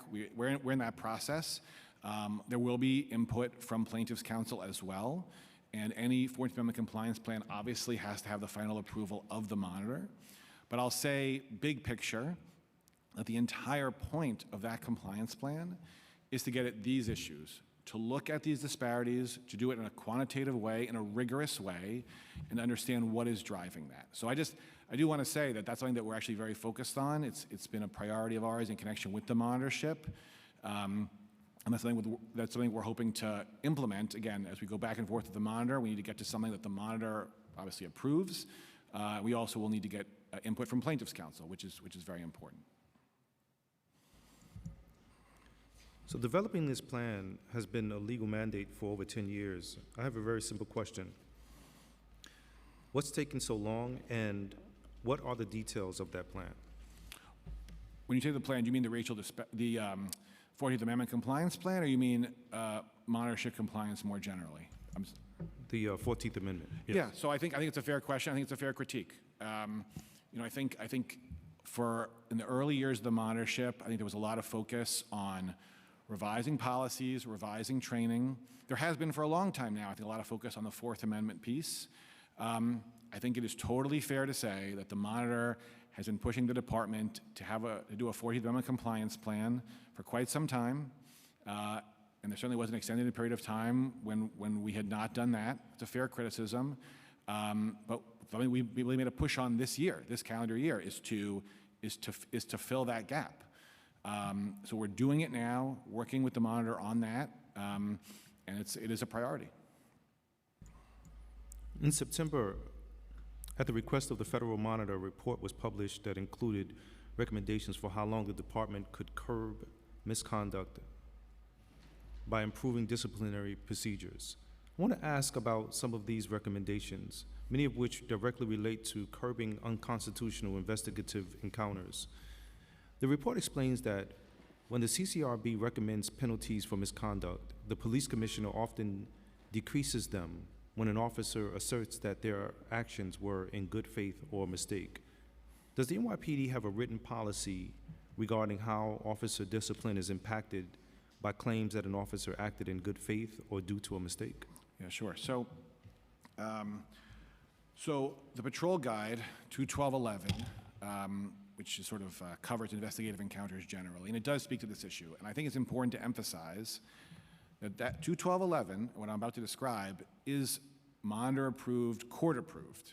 It's not just our acting unilaterally, because obviously many patrol guide procedures we do ourselves. That's not true for 21211. Because of the monitorship, that was the product of court oversight, and frankly, if we make changes to that that relate to the monitorship in any way, we need to get approval from the monitor. So 21211 says that to the extent you have one-time, inadvertent, good faith mistakes, It is instructions and training are appropriate, and it's not presumptively discipline. And that point, I think, actually makes very good sense in light of what I said a moment ago about the complexity of the law in this area. It is an incredibly complex area of law. There are many situations in which multiple lawyers are looking at body-worn camera video, and we're debating, is it a level 2, is it a level 3? And it's one thing for lawyers to debate that, and ultimately, of course, we have to categorize it, we have to make a decision. The monitor and her team and her work have to make that decision. That's necessary and understandable. But of course, the police officer in the moment who gets that wrong, that one-time mistake, that good faith mistake, our policy says training and instruction is appropriate, and I think that's right. Now, to the extent that someone has gotten training and instruction over and over and over again and continues to do the same thing, then there is a need for discipline. That is 100% true. And to the extent we've gotten away from that, to the extent we've gotten in a situation where someone is repeatedly receiving instructions and training over and over, at some point that's no good. And there needs to be discipline. And I can say also, this is an issue. We have a new police commissioner, as you know. She is aware of this issue. She's been briefed on this issue. I think you're going to see her very much addressing this issue. Commissioner Tisch is very much a problem solver. This is a problem. It is going to get solved.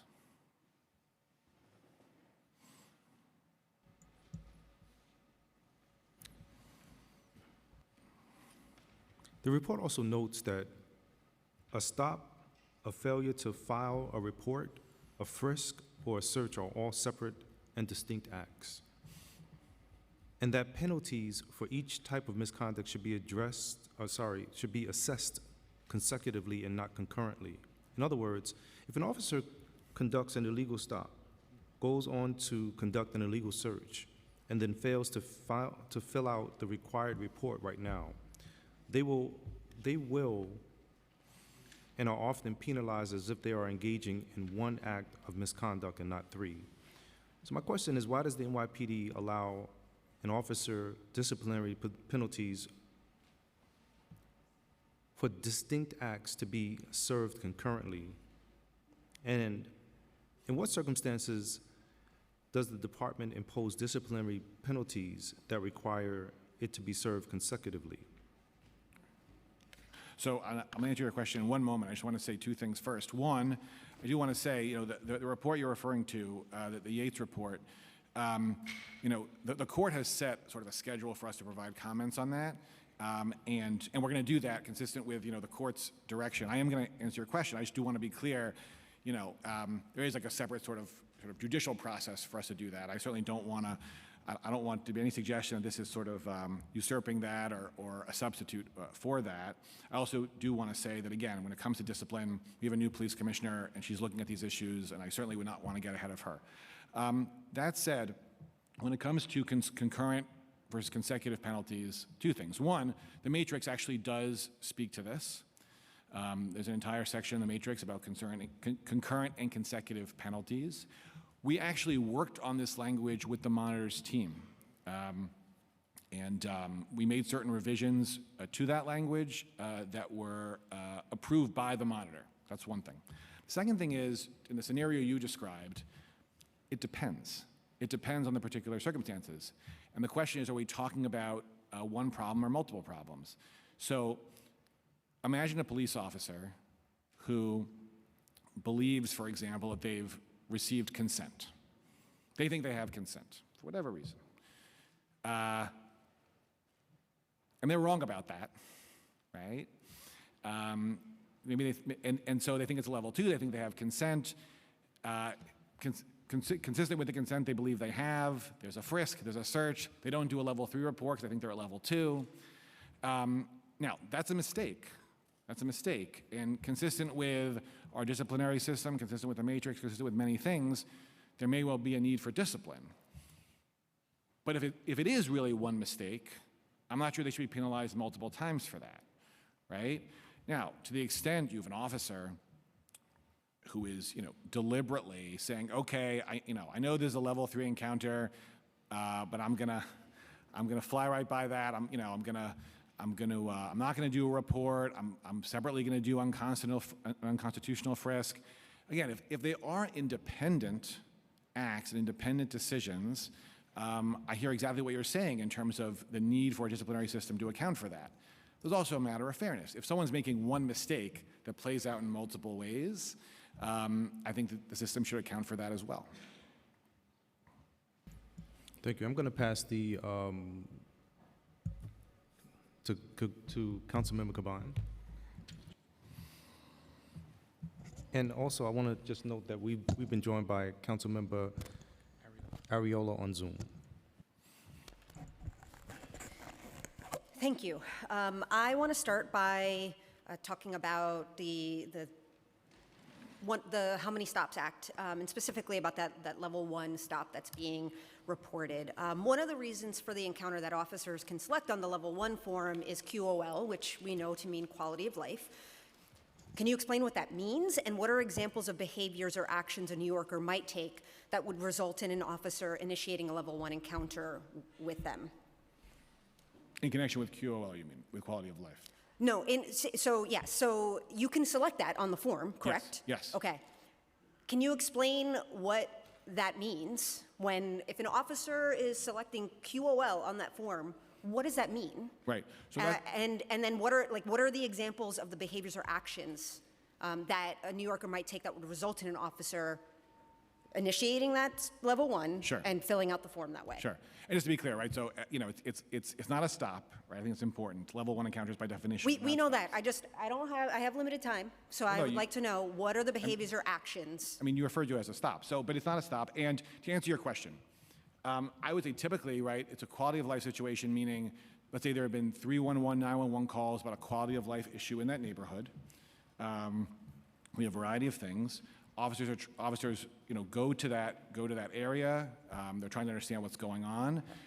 They see people who might be witnesses, who might have information about that quality of life matter, and they have a level 1 encounter, and they say, "Hey, we got reports about X. Have you seen that? Have you heard that? Is that an issue around here?" That I think would be the typical scenario. Well, what kinds of violations and crimes are the officers looking for when they engage in these quality of life related level 1 encounters? It could be really any matter where there's been either a 911 call, 301 calls, community complaints. Okay. Obviously, there's a range of things. I do want to be clear, But though. violations and crimes, right? Because we get a lot of 311 calls about conditions that don't amount to the violations of our penal codes. So what are the kinds of violations and crimes officers are looking for when they engage? But I do want to be clear, right? The level 1 encounter here is almost never, I don't think, really ever going to be a situation where you think that the person you're talking to engaged in some quality of life offense or violation. That would be exceedingly rare, almost impossible, because frankly, quality of life violations, you're almost always, frankly, at probable cause. In the vast majority of situations, you see something happening. That's not my question. I'm trying to answer your question. No, it's simply what kinds of violations and crimes are officers looking for when they engage in this? So you're not answering It could be anything. It could be, hey, we have a graffiti issue here in the area. Okay. Hey, there's been a question Thank you. about So it drag could be racing. anything is your answer. So it could be anything. It could be anything that that comes initiates in, a level 1 encounter. something that comes in as a quality of life concern. 911, 311, those are, as you know, often violations, occasionally misdemeanors. Thank you, noted. So as of course you know, the NYPD has been asserting this whole time that level 1 encounters don't involve suspicion of criminal activity and therefore don't need to be reported. So there's some inconsistencies here, but certainly interested in seeing the connection between these level 1 encounters and broken windows policing. Okay, I am going to move on. I have a few questions regarding NYCHA housing. Are community members living in NYCHA housing especially dangerous? Excuse me? Are community members living in NYCHA housing especially dangerous? No. Okay. Does the NYPD believe that by living in NYCHA housing, people waive their constitutional protection from unreasonable searches? Absolutely not. Okay. Does the NYPD believe being black in a low-income neighborhood creates grounds for a reasonable search? Absolutely not. And does being black in any neighborhood create reasonable grounds to be searched? The question is offensive, and the answer is no. Okay, so if the question is offensive, why does your data consistently show that regardless of neighborhood, black people are subject to stop and frisk tactics more than any other race? If it's offensive, why does the data back up Because the justification for what I'm asking? You are suggesting that we are targeting people because of their race, and we are not. Well, what does the data say? Disproportionately, black and brown people are being searched, are being stopped and searched. I took a look at the data. And of course, I want to do a deeper dive. I was looking at the data in preparation of this. But when I look at the neighborhoods that we're working in, where we're deploying, and I'm in charge of deployment along with my bureau chiefs. When I look at neighborhoods like East New York, a neighborhood I'm very familiar with, who has 650 robberies, versus Forest Hills, who have 79 robberies. Of course, we're going to be doing more enforcement over there. We're going to be deploying more. I wonder where There's that gonna is. be more cops, all right? No, it's very much organized. There's more cops over there. We're doing more deployment there. We're addressing quality of life conditions and crime conditions. 55 shootings, 11 murders versus 0 in Forest Hills. So would you say then that for that reason alone? would you say that neighborhoods that are majority black are more crime prone or inherently That is dangerous? not what the chief said. No. But there are more crime issues there. I'm not saying it's more crime prone, but there are crimes that have been committed there. Why are there more crime And issues we there? have to, well, if there's more crimes there, maybe because of lack of resources and a whole lot of other things. Oh, okay. And I don't disagree with you on that Okay. point. And so you take a neighborhood that has a lack of resources that then generates harmful behavior, and you send more police in when you've noticed that in these other neighborhoods with different demographics, you don't need to go out and police them because they have we more send resources. police to keep people safe. Chair, can I just finish this line of questioning with a let's couple more finish it. questions? Yeah, just wanted to also Thank just you. say that we have, we're also going to have a second round. Okay, I just have two more. Oh, wait, let me answer the question. I have a duty to protect people. Mm-hmm. And when there's a high amount of shootings, a high amount of robberies, I have to send more cops over there, all right? Listen, I wish I could bring the resources over there. I look to you to bring the resources over there, all right? And not saying that. Are you looking to the mayor to bring those resources? I'm looking to you to bring the resources. Have you asked the mayor to bring those resources? All right, so with that being said, Have you asked the mayor to bring those resources? To bring police officers where crimes are being committed. But have you asked the mayor for the resources for these I communities? talk to the mayor all the time about It's a yes or no question. Have you asked the mayor for the resources? Like I said, I have a duty to bring. Yes put or resources- no? He's not answering you yes or no. All right, we're gonna come back for a So second for round. the record, he will not answer whether he has, as a public safety servant, asked the mayor for resources that he knows reduces crime. I've asked the mayor for resources for a lot of things, okay, a lot of things. But I'm talking To my specifically about question. my duty right And now. I'm asking that's to you, bring in more my police capacity in as an areas- oversight officer. In areas where we see crime. It's a very simple question you did not answer. Thank you, Chair. I look forward to a second round. Okay, we're gonna come back for a second round. I'm gonna pass the mic to Deputy Speaker Ayala. Oh my goodness. Good afternoon or good morning or whatever it is at this point.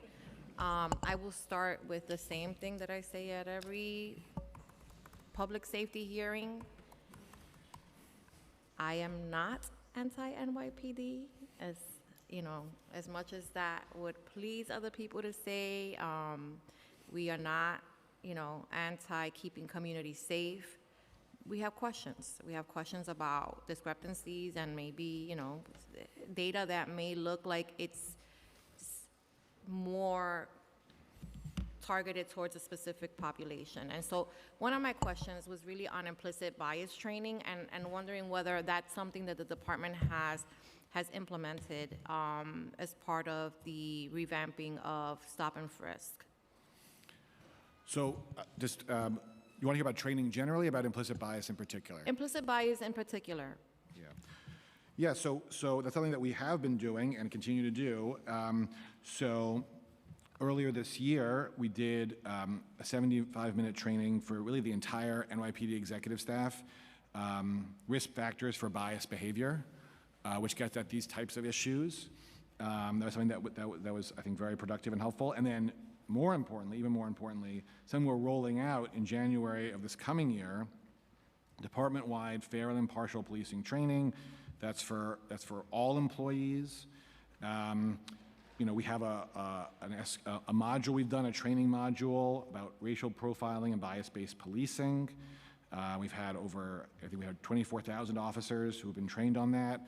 I'm not sure I've gotten it at all of the 24,000 officers to date have been trained on implicit bias? I think it's a video module, racial profiling and bias-based policing, yes. And how many officers are on the force? I think we have, uniform, it's around 30,000-ish. Yeah, total uniform about 33,000. I don't think your mic is on. I'm sorry. Uniform, 33,000. Yeah, and I should say, just to be clear, all of our recruits get training in the academy on this, right? We do training on both policing legally, and we do separate training on policing impartially. We do training on policing in a multicultural society. So everyone's getting this in the academy, and then on top of that, we're talking about essentially either refresher courses or sort of where you're getting at kind of implicit bias issues and sophisticated training about that. So it's very much a work in progress, but it's something that we definitely do, yes. Okay. So the use of stop and frisk skyrocketed during the Bloomberg administration, and highlighting its central role in the NYPD's policing strategy during that era. Following the Floyd decision, the NYPD drastically reduced the number of stops, decreasing from conducting 685,724 stops in 2011 to 532,911 stops in 2012. To 191,851 stops in 2013, down to 46,787 stops in 2014, 22,000 stops in 2015, and now and reaching a low of 8,947 stops in 21. In recent years, under the administration of Mayor Eric Adams, stop and frisk numbers have consistently increased, reversing prior trends. Do you have, and how do you explain that? I mean, that's a significant increase, right? We're recording, so in 23, there were 17,000 stops. In 21, there were 8,900 stops. That's a pretty big jump. Well, how do you? Yes and no. I mean, I think but the historical perspective you just provided, I think, is very important, right? I mean, you're right. Like looking over, say, maybe let's say 2 to 3 year time frame, you have seen a significant increase. There's no question about that. Looking at it over a decade plus, you've seen a astronomical decrease. So I think in any sort of real historical perspective, what you're really seeing is a shift in policing and just a really incredible drop in the number of level 3 encounters and the number of stops. But those numbers have since skyrocketed back up to 17,000. No, understood. All I'm saying, though, is... So there seems to be a disruption, right? And whatever trend was occurring that was taking us on a downslide has now, taken us back up. Yeah. How do we justify Councilmember, I mean, if you look at the crime in 16, 17, it was significantly lower. All right, we have been going up in crime, especially after COVID. So, I mean, our police officers are out there, they're engaged more, they're trying to reduce the crime, they're trying to bring down the shootings. So I think there is a correlation with there being more crime as compared to 16, 17, and 18 versus 21, 22, and 23. Yeah, and I do see that, and I recognize that stop and frisk was a tool that was used, right, to stop crime or prevent crime from occurring. I get that. I think that it's the way that it's used has shown to be abusive, right? There's been a lot of abuse of power from NYPD officers as it relates to stop and frisk. My son has been, on the receiving end of that, coming out of his building, walking to the store, stops to talk to his friends in front of his own building, gets stopped, right? He's walking, to work, helps a lady to carry her carriage into the building, he gets stopped because he looks like somebody. So it's when it happens enough times and it's no longer a coincidence, right? Then there's something obviously in the universe of policing that is skewed against people of a specific community, of specific identity. And that's the part I think that we're here to learn is how, have we applied those lessons learned, the new policies around stop and frisk to reduce the numbers and to ensure that we're not stopping, young men and women of color just because they live in a specific community, right? And you can, and I can if you tell me, well, you know, council member, the reason that, you know, in this specific precinct is because that's, you know, you had a lot more crime there, then it kind of makes sense, but I don't believe that crime is not happening in other precincts as well. So the fact that the demographics are primarily made up of Black and brown people doesn't look good, right? And so there has to be an explanation for that makes sense to us, right, as legislators, so that, you know, we're better able to work with the NYPD to ensure that, you know, this is not happening, right, that we're not just stopping people. And so that's why I asked a question about implicit bias, because I think that because policing is a difficult job, and, you know, and I've seen it, you know, I work very closely with my officers, and I have no problem holding the NYPD or anybody else to task when I think something is wrong. But I do acknowledge that it is a very difficult job. But I think in the course of that, right, you have to make these decisions in rapid turnaround.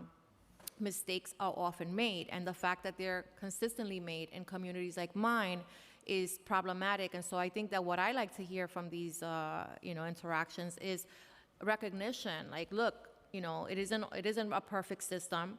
Right, we're looking at the numbers, and we agree, right, that there is a significantly higher census data for Black and brown people. This is why, all right, or we're trying to figure out the why and change that, because implicit bias, I believe, does play a significant part of those stops. I believe that, you know, our young kids are walking around, you know, with their pants down. They're walking around, you know, as Sammy said, with a book bag that may have a brush, you know, on it, and somebody saw it and, you know, maybe assumed the wrong thing. But these interactions are very traumatic. So it's not, you know, if the arrests are not significant enough, right, that lend to the argument that the stop and frisk is such a valuable tool to the NYPD, then something is going to have to change in the culture of the NYPD, in the way that you do this, right? And I think that it would be really nice to kind of hear that from the NYPD as opposed to having legislators force that upon you. Well, let me just address something. Does that make sense? No, I understand. So let me address something, council member. Now, I've been in the department a long time, all right? And I was around for 2009, 10, and 11 when stop, question, frisk was at its highest, all right? It was something where, you know, we had to answer for why. It wasn't properly used, and there was a lot of pressure with it.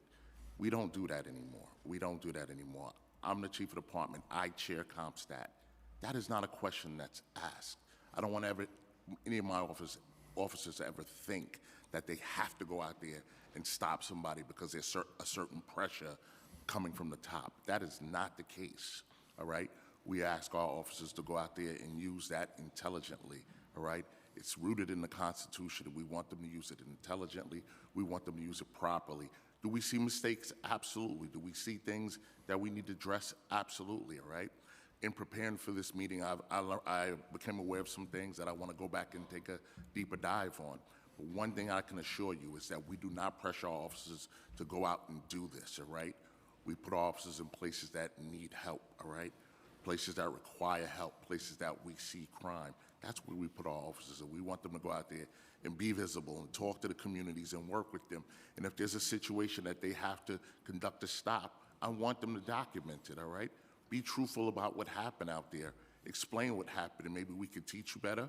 Maybe we say, hey, you messed up, or maybe we say, you did a great job, you prevented something, all right? So this is what we want, and this is what we expect. We'll keep looking at it and keep working on it, because I don't want people to feel like we're doing it just because we're going into a community, just because you're Black or you're brown. That's not what we're pushing out. Yeah, but do you keep records of, like, in a non-Black and brown community, you know, what the numbers of stop and frisk are, and compare that? Absolutely. I have stop and frisk for every precinct. Okay. For every precinct, I could tell you to stop and frisk. I look at the precincts, I look at the crime. And like I said, the example I used, I looked at the 112, Forest Hills, an area I know. I looked at the 75. I mean, the crime numbers are completely different. We need more cops over there. We need cops to engage. People are being shot over there. People are being... No, listen, I get that, and I hear that in my precinct council meetings, right? I hear that a lot from especially like a lot of the senior citizens that are sitting in front of benches that are, you know, sometimes having to, throw themselves on the floor because there's gunshots happening. I get that. Like, I want to feel safe in my own community. I want people to feel safe in their own community, but I just don't want there to be an impression that because there are people in my community that, may be committing crimes, that we're all committing crimes. And how do we get to a place where we're not necessarily stopping folks just because they have drooping pants or wearing a book bag that looks like, it may have something in it, when there's no other obvious reason for stopping that person, right? Like, there has to be that, and unless we meet there, we're gonna have this conversation every single year. We're never gonna change because we're doing the same thing and expecting a different outcome. And I agree with you. We don't want people stopped because of their pants are drooping or the kind of sneakers that they wear. But as you just said, you go to the meetings and you hear this from the people. I've gone to numerous meetings throughout the community, throughout this whole city. A lot of times I go to these community meetings and people are asking me, oh, we want the officers to come to the building because of problems. We want them to come to this corner because of the problems. We want them to do this because of these problems. What do you think they're asking us? They're asking us to come there, to stop people, to challenge people, to move people along. This happens all the time. Even in your district, I've been in some of the developments where they called and said, there are people in here, we're not safe. And we have to go in there and say, hey, do you live here? If you don't live here, you have to leave.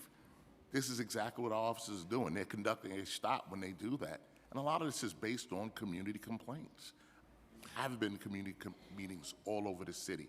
People ask us to go out there and do this. People ask me all the time too, but I know better than that, right? And so when people ask me that, I also explain that while yes, we're absolutely right to want to feel safe in our buildings, in our place of residence, in our streets, that there's also a fine line when now we're trampling on people's basic rights, right? And to walk the street, and these are young, oftentimes impressionable young men of color, and that has a long-lasting impact on that individual for many, many more years. I can tell you every interaction that I've had with an NYPD officer, and I haven't even done anything. Like, I've never been arrested. I've never committed a crime.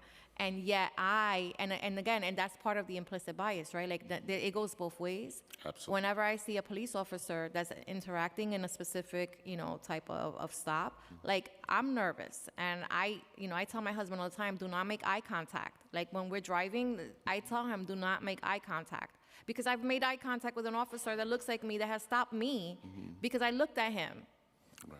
And, and so these things, they continue to happen. And I just, I don't think we're going to get to a resolution today. I think I would love there to be some sort of initiated response from the NYPD that says, like, look, we're looking at this data and you're absolutely right, especially because we have so many people of color at the top.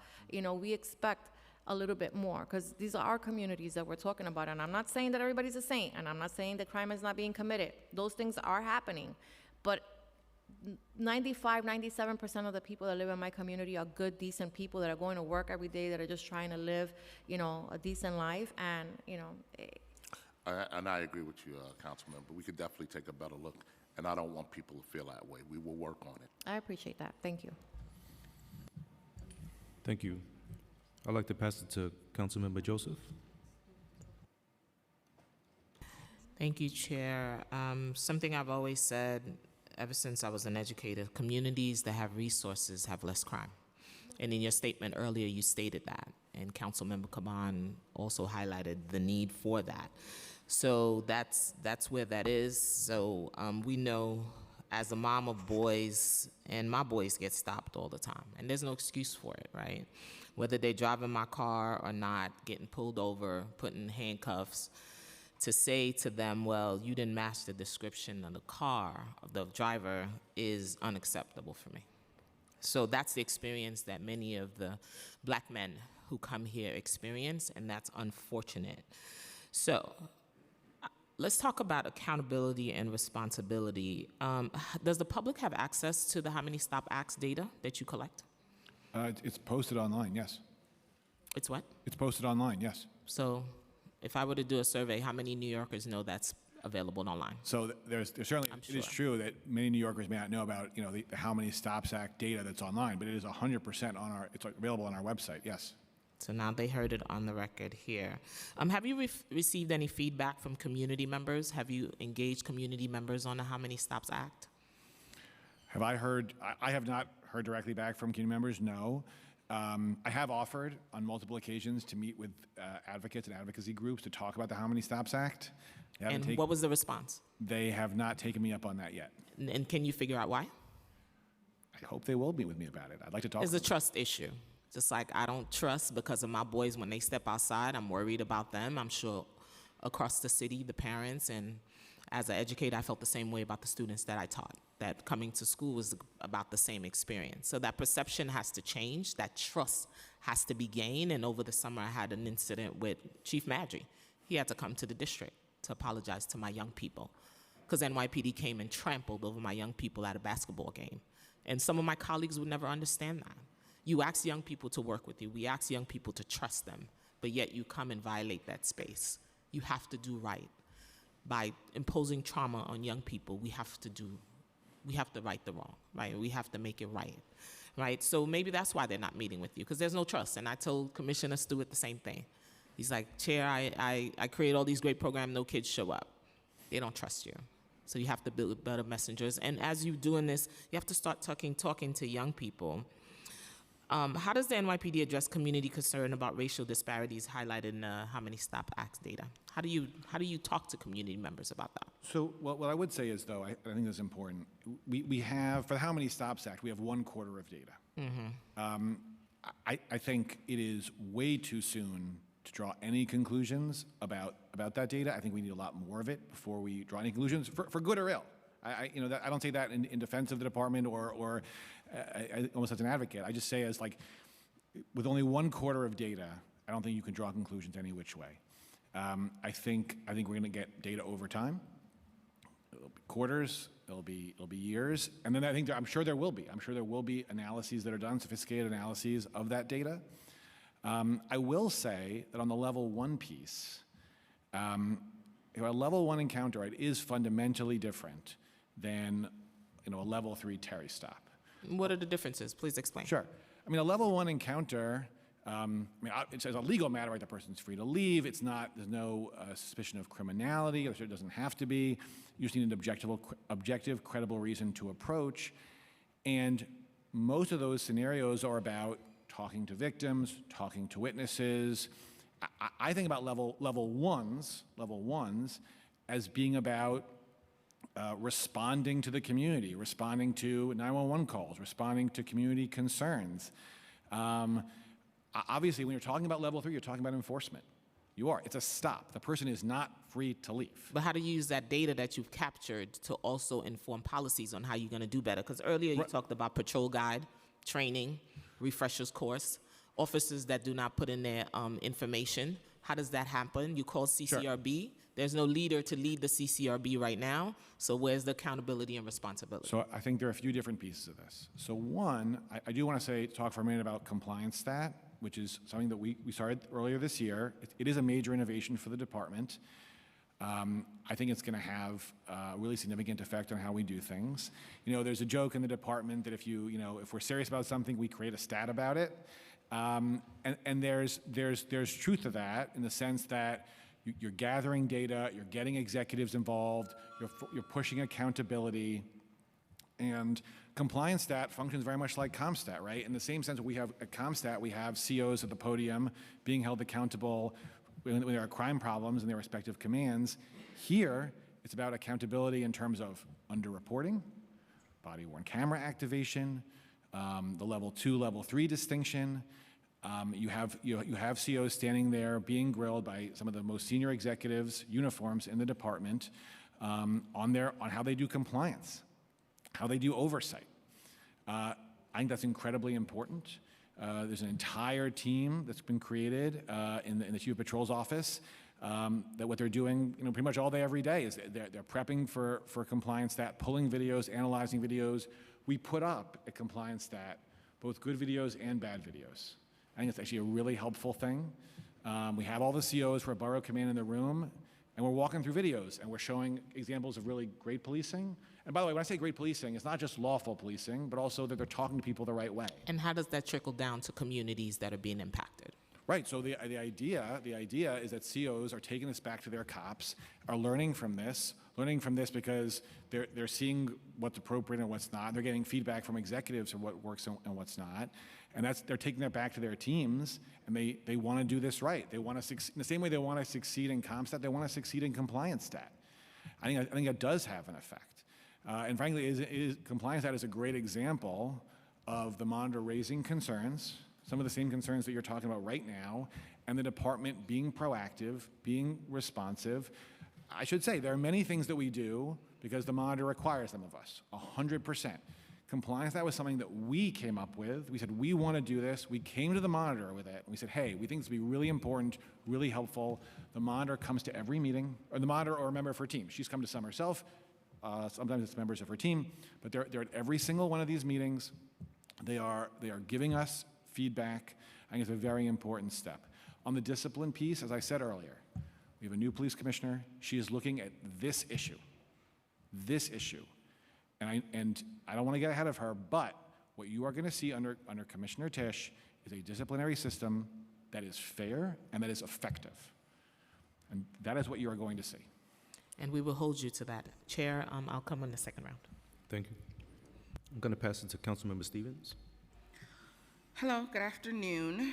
I just wanted to start off by saying, Deputy Commissioner, I was texting with groups as we were sitting here. Now you said you reached out to them to meet with them. How many stops? Folks said, I don't know who you reached out to, but I'd be happy to help you connect because I am a problem solver. And if that's an issue, let's make sure it happens because That's I think great. that it's important we're bringing people in the room together to have real conversations because it's the only way we're ever going to solve anything. So I will be helping you set that up. So don't worry about it. Don't you worry your pretty little face. Thank you. And I just want to also say, Chief Madry, you're not lying. People in my community are always asking for more cops. That is, when I'm at the precinct council meetings, that is what I hear often, like, we need more cops, we need more cops. But, you know, and I always re-educate them that we need more resources, right? Like, even if we get more cops, it's going to continue to happen because what happens, poverty is going to drive the crime up. And so we have to make sure that we are infusing the same amount of resources that we are infusing cops. And so I say it all the time, which is why my inspectors love me because I'm like, I'm trying to get you to do your job and not everybody else's job. You are not a social worker. You are not going to do all the things that need to get done. You shouldn't be doing homeless services. None of the things. And so my job is to help you guys get the resources so you don't have to be there, right? So you are correct and you are not lying. And I do want to make sure that that's being said because I hear that all the time. We need more cops. And I'm like, is that what we need? Is that going to solve the issue? No, we don't have any community centers. The kids have nowhere to go. Oh, why are they standing in front of the building? Where are they going to go? Who's going to let them come in their program? So I think we have to work together to make sure that we are figuring out how do we get more resources, right? I think, us together should be going to the mayor saying, like, you see these areas, we need more resources. And I know they've tried to do different things with like Saturday night lights and all those things, but as we can see, it's not working the way we want it to work. So then what we should do is go back and say, let's reevaluate it to see what else we could do. And this is why I'm always saying, because I'm the chair of DYCD and ACS, and which is why I'm always saying, well, how do we evaluate that? How do we know it's working? Because if we don't have the data to back it up, then we can't say it's working. And today the data is showing that we are criminalizing certain people. And so that's why for me, it's like, how do we now figure out how to move forward and change this? So the next time we come, we're reporting on how we've changed it and what that really looks like. And so that's how I really want to focus the conversation. And so in the 4-6 precinct, they've had a really bad record of escalating level 1 encounters to more serious offenses. 18% of the level 1 stops led to summonses and 2.6% led to arrests. But 95% of all level 1s stops of Black and Brown Latinos is a higher percentage of stops of 25% self-initiated. And so we're seeing that this is trending up. Can you talk to me about what trainings officers and detectives are getting around conducting level 1 encounters? So officers don't really get, well, we've gotten training about the How Many Stops Act, it aligns with the How Many Stops Act. When you talk about training. What's some of those, could you talk a little bit about those trainings too? Sure. Well, if I may, just in terms of how we rolled out the How Many Stops Act and how we sort of, yeah. So. I don't have a lot of time, so be succinct. Don't be trying to eat up all my time because I see what you be doing. No, I want to answer your question. In connection with the How Many Stops Act, before sort of July 1, and even after July 1, we did a lot of things, right? We did an operations order, we did an administrative bulletin, we did a legal bulletin about level 2 interaction and consent. We did a training video. All right, you're eating my time. Okay. Did you train a video? Okay, We all right. did a training video, and also we've had conversations at the executive level and with groups of COs about the importance of this. In terms of the nature of the interaction itself, though, I do want to say, like a level 1 encounter, you're talking about a cop saying to someone, you know, did you see anything? Did you hear anything? Hey, we got a call about this. Do you know anything about that? Hey, we're looking for this kid. Hey, we got a report of gunshots. Did you hear anything? I mean, those are like your basic level 1 encounters. So, I mean, that's sort of, our cops need to know how to talk to people 100%, but I'm not, and that's incredibly important, but I'm not sure that it's really about like a special training for how to do a level 1 encounter, if that makes sense.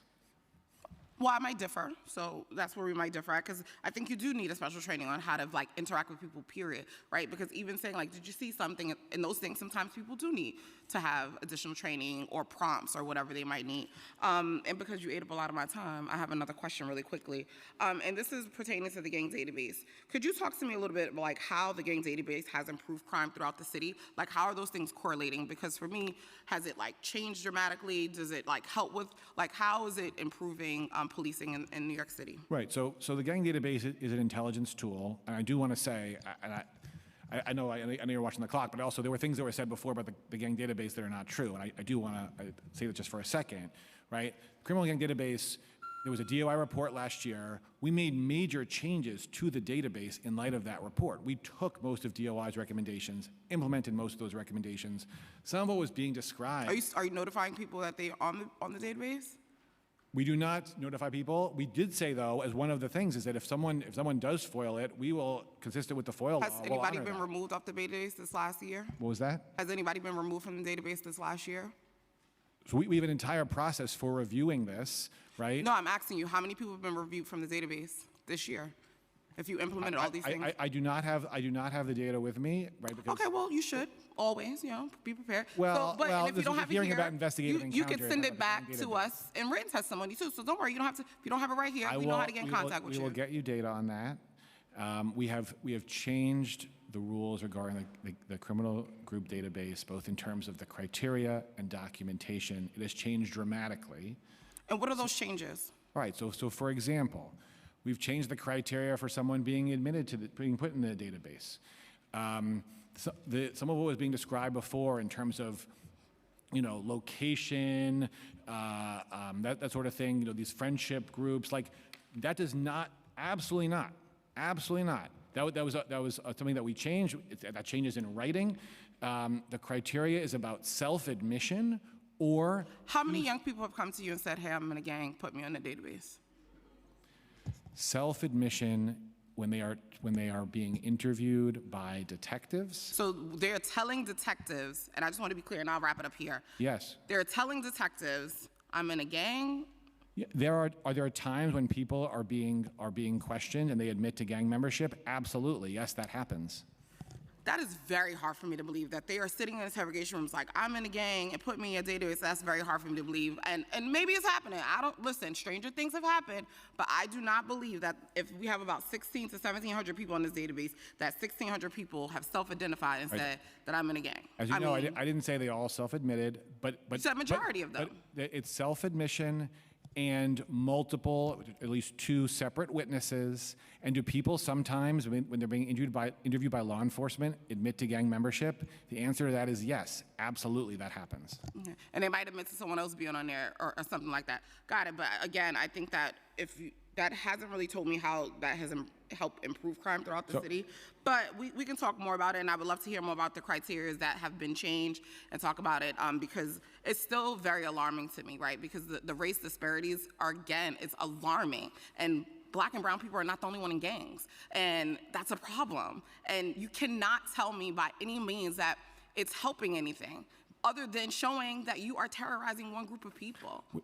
I do want to say, though, to say that we're terrorizing people through the criminal group database, Yeah, I'm terrorized by it because I could be on there. I could feel terrorized by that. Gangs and crews are real, and sometimes I didn't say that they weren't. And sometimes they hurt people. People get hurt. Sometimes people are shot or killed, and we have to have a way of keeping track of who is in which gangs or crews. Deputy Commissioner, we are on the same page. I am not saying that we don't have gangs, but it's not illegal to be on a gang. That is not a criminal thing. If you have done something and you have done a crime, I am not saying that that is okay. But if people have not committed a crime, they should not be being surveillanced. That's a problem for me. And so again, this is, to me, is very point blank, period. And I understand you're like, oh, this is a tool. But if the tool is not doing what we need, right? We just talked about data and having evaluations. If it's not doing what we need it to do, then why do we have it? So that's just my take, and we'll continue the conversation, and I'm gonna leave it there, and I'm gonna connect you to the organization so we can talk about how many stops, and we're gonna continue to have this conversation about the database. So set some time up with me.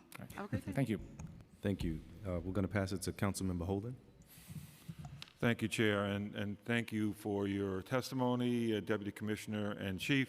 I just want to bring up on how many stops. I know you don't have the data yet, but you do have the data on response times and critical response. Could you tell us, since recently, since that law was enacted, is there an increase in the response times? So the very short answer to that is no. Let me give you a little bit more data about that, though. So I'll pull it up in a second. The response times in the third quarter of 2024 were down slightly. Obviously, there are a lot of factors that go into that, and it's something that the department has been very focused on, and Chief Madry can speak to that. But third quarter response times were down slightly. I think when it comes to how many stops, what we've done as part of our policy is we've given officers the choice. Essentially, they can either, for the level 1 form, they can fill it out essentially in real time, right? You can sort of, as you have each level 1 encounter, you can add to the form and essentially like save the form over the course of the day, if that makes sense. Or you can do it at the end of your tour, based on body-worn camera, based on your activity log, based on your memory. That flexibility we thought was important for a variety of reasons, in part because this is new and we're trying to figure out what works best. Part of it also is obviously depending on the command, the tour, can vary very widely. And there are places where officers are running from one critical call to the next. We didn't want them to have to fill it out in real time. Obviously, if they have the time, then great. But if they don't have the time, they can do it at the end of tour. I think we are seeing a lot of officers doing it at the end of tour, which would explain why you're not seeing an increase in response times. We do have an overtime code for how many stops. So the third quarter of 2024 was about 18,000 hours spent on the form by our police officers. That's about 1.44 million in overtime. So I think you're not seeing it play out in response times. You're seeing it play out. So, but you'll get criticized for that because of overtime. So it's a no-win situation. Many times I've seen in policing. But I just want to, I've been to for almost 40 years now, going to civic and precinct council meetings. I've never gone to one where they don't want cops, more cops. So, and I don't, Chief, you ever hear that before? Like, go to a precinct council and they don't want cops? I've been to more meetings than I can ever remember. Right. I've never been to one where they ask. Exactly. Again, but you don't hear that. So you kind of don't hear that. And on the resource level, I just want to talk about something that I proposed, and even proposed legislation, and spoke to the mayor and spoke to the council many times, our city council, that we should open up our schools as areas for recreation for our kids. It's not much money. It's an investment into all our communities, and this should be done in every community around the city. Open up our schools. They exist. They have beautiful gyms, some of them. They have a large area of recreation, both the schoolyards or inside. And yet, every year for the last 3 years in the budget, the mayor said he likes the idea. When he was borough president, he liked the idea. And every year in the budget, it doesn't happen. So that's what my suggestion has been. I have legislation. My colleagues should sign on to that legislation because that does help with the resources of communities where kids are not on the street and they don't get into trouble. But so So I think we have to get to, to stop vilifying our police officers or trying to do their job. Like you said, Deputy Commissioner, it is a dangerous job, and they get second-guessed a lot.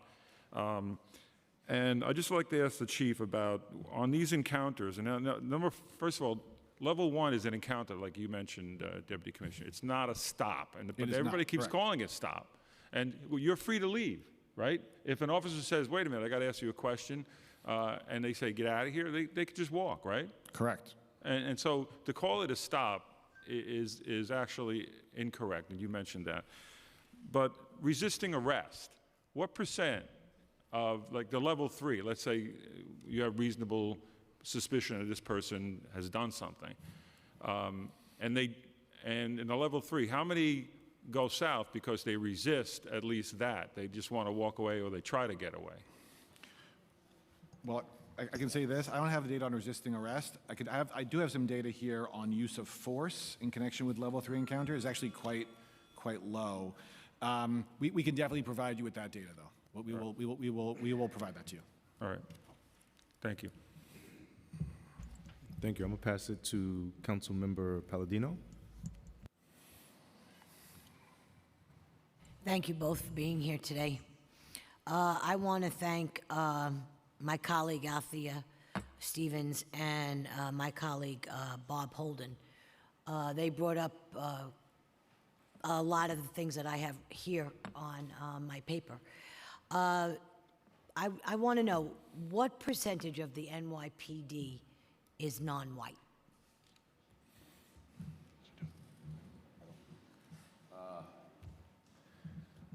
40%? 60%, yes. So the implication here made by many of my colleagues is that the police force that's compromised of almost half non-white minorities, Black, Hispanic, Asian, and such, is somehow acting on racial hostility against their own communities. How would you say these accusations by my city council members impact the morale of the NYPD?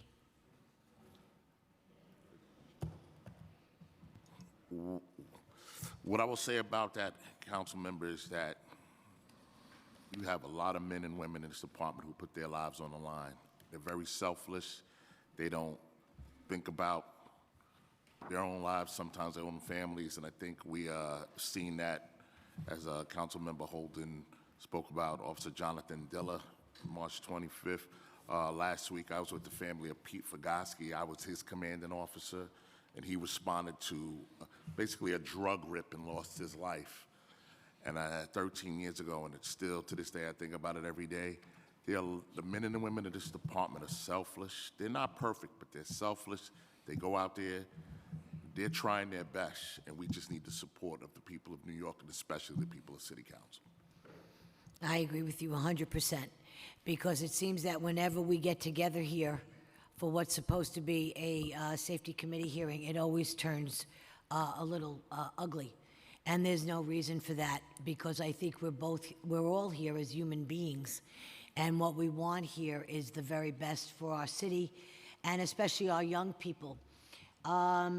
When your officers patrol a neighborhood, Bob brought this up, would you believe that the residents are generally very happy to see your presence there? I would say the big portion of the neighborhood, the greater portion of the neighborhood is happy that the officers are there. From my experience going into community meetings all over the city, I've been in community meetings almost in every precinct in this city. People say they want to see the police, they want to work with the police, they want their police to be respectful of them. That's correct. We have to acknowledge that, and I demand that from my officers as well, to be respectful of them. But they do want to see the police. And in my experience as an older person and raising kids of my own and generational, it's been my experience that what you teach at home, you take outside with you. And one of the things I think that needs to be taught more often, both at home and in schools, is to respect the men and women who are brave enough to put on the uniform. And I think if they're taught at a very young age, 3, 5, 7, 9, I think as they grow older, they will respect you and others like you who, like I say, are brave enough to do this. A relationship with our young people is a must, an absolute must. And that's best lessons taught at home and in school. And when they hear this rhetoric that goes on here, both in chambers and outside of chambers, all it does is reinforce a negative towards our police, and I think that really needs to stop. You don't need to come here and be questioned as if you are criminals yourselves, so I'm going to leave it at that. Thank you very, very much for coming here and putting up with what you put up with. I appreciate that. Thank you. Thank you. We're going to pass it to Councilmember Carmen De La Rosa.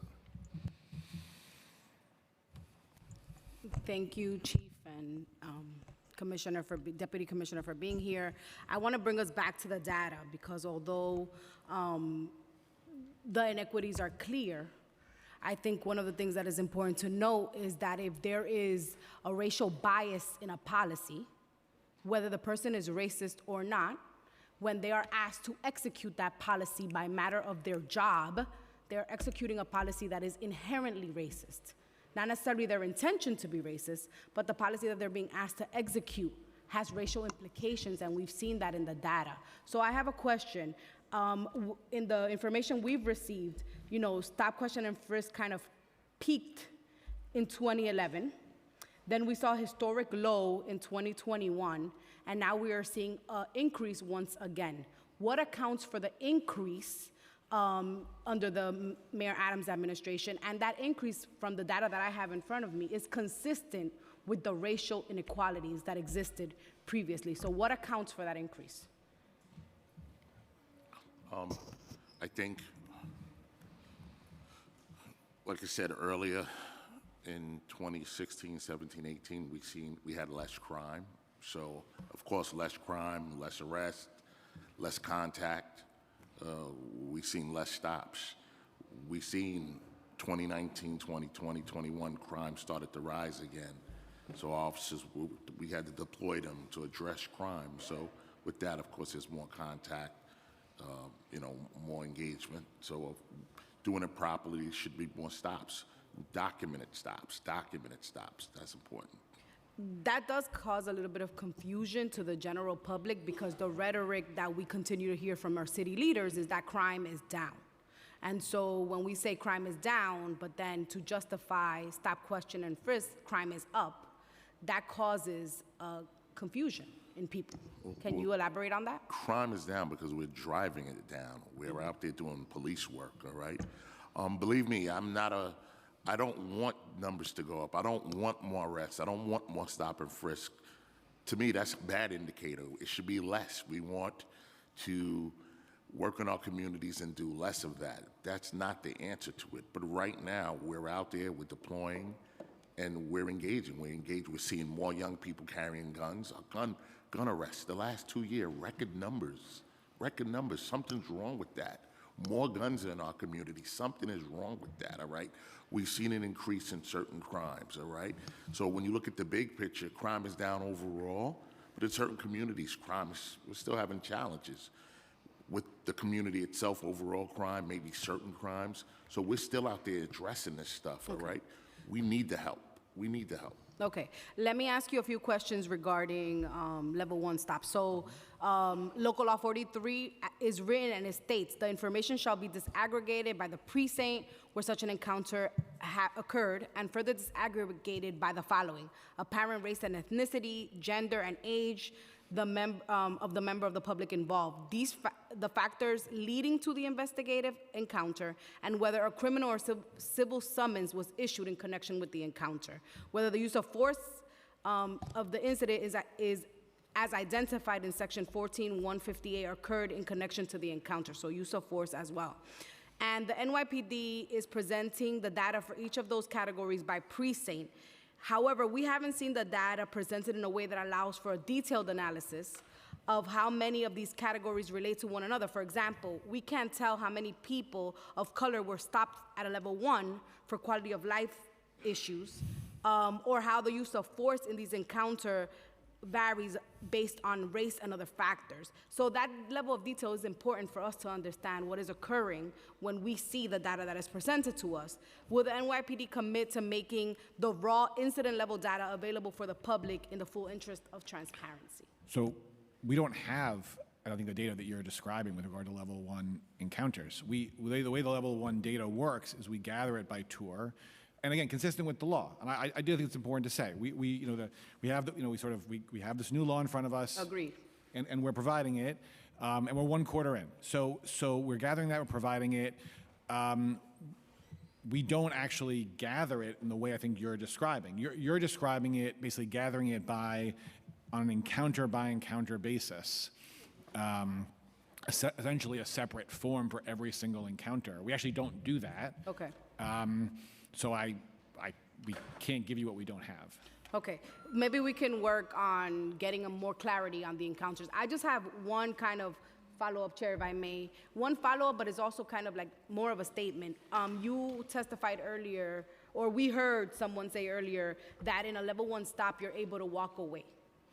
And I want to talk a little bit about that, because the reality of the matter is that in communities like mine, if you walk away, there is a consequence, right? And the trust that should exist in communities that we've heard our colleagues talk about dictates that common sense for us as people of color in the city is not to walk away.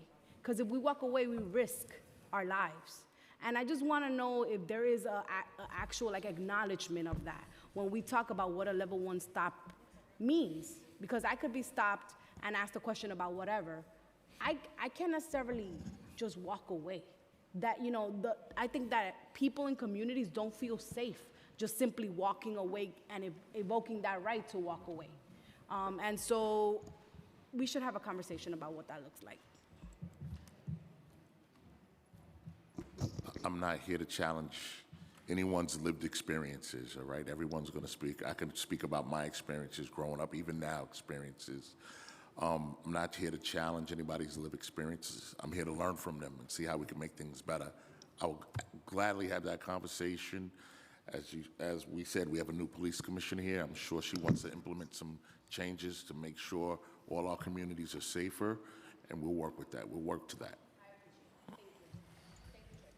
You're welcome. I do want to know, based on the question that was presented just now, what is the NYPD's practice when an individual attempts to disengage an officer conducting a level 1 stop and leave the scene? They're free to leave. And just to be clear, if an officer approaches someone at what should be a level 1 encounter, let's say the person walks away and the officer prevents them from leaving, that's a level 3 encounter, period. Right? As soon as the officer prevents them from leaving. Yeah, the question is, right, for a level 3 encounter, the question is, does someone reasonably believe that they're free to leave? If they do not reasonably believe they're free to leave, we're talking about a level 3 encounter. So in a scenario in which an officer walks up to someone, say a potential victim or witness, did you see anything, did you hear anything, classic level 1 encounter. If the person just turns and walks away, they have that legal right to turn and walk away. To the extent an officer were, for example, to prevent them from doing that, to grab them, to block them from leaving, without more, that's totally inappropriate. That is an improper level 3 stop. That if they're preventing them from leaving, that is an improper Terry stop.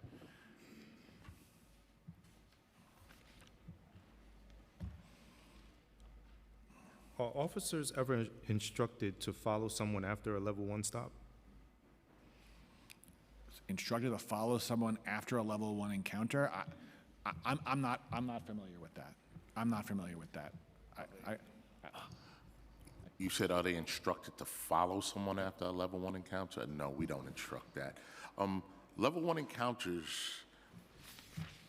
could be very innocuous, and I used an example as, the level 1 encounters were being introduced.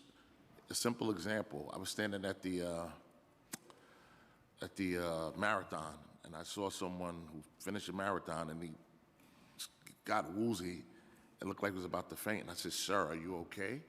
Technically, I just that was a level one encounter by me asking a question, "Are you okay?" And I saw this man who looked like he just ran 26 miles, and he looked like he was getting ready to drop. Technically, asking that question, yeah, I'm supposed to do a report. So sometimes these reports can be very, very innocuous, but letter of the law, we should be filling out a piece of paper. Is there an official, maybe the way I'm thinking about it, because I understand what you're saying in terms of that if I was an officer and I saw something like that, I would say that it's my duty to make sure that this person is okay. But what I'm wondering is there language that speaks to what a level one is? Because I know you said it's like unofficial, but what is there like an official, this is a level one, now we're required by law to document this? Good. Is there language that, because I think part of the issue that has been brought up is no one who has had the experience in more impoverished communities has ever felt like I could just leave. I've been stopped. Many people saw the stop that I was stopped and I was on the job, and I was actually stopped before then. That was even more egregious. I've never showed the video. Maybe probably would never show the video. Maybe 16 officers came out of 4 different cop cars and stopped me. And I didn't feel like I had the, I mean, it didn't become of anything. You know, everybody turned their body cameras on, but I didn't feel personally like I said, I'm like, no, I'm leaving. I was in my car, I'm leaving, excuse me, move out the way. I've seen, I think most of the people probably have seen social media examples where the interaction, of course, is very negative from the community. Get out of my face, so forth and so on. It almost like escalates, and so the officer has to provide the level of training that they were trained to make sure that they keep a level head. And so, you know, part of it is... Right. Yeah. I kind of think I understand what you're talking about. I mean, listen, we train officers. We train officers in de-escalation. We talk to them about level 1 encounters and stuff like this. A conversation I had in the office about a week ago, we want to increase our training, more of our roll call training, the 10, 15 minutes our officers have after roll call to address certain scenarios just like this. Again, your lived experiences, you think I can come up to you and ask you something very innocuous and you feel that you're not free to leave. And that's not the case. By law, that's not the case. By law, you can just say, I don't want to talk to you, officer, and walk away. This is something that we have to work on. I mean, it's the police department, the communities, where people understand what it is. If officers approaching you and ask you an innocuous question, you can talk, you don't have to talk, all right? A lot of these innocuous questions, people know that they are questions to help. When the officer says, hey, did you just hear gunshots? People know that the officer's just looking for help. Whether they choose to answer or not answer is, again, up to the individual. But it's something that, you know, we're not going to be able to solve it here, Chair. It's something that we really have to get into communities and work with.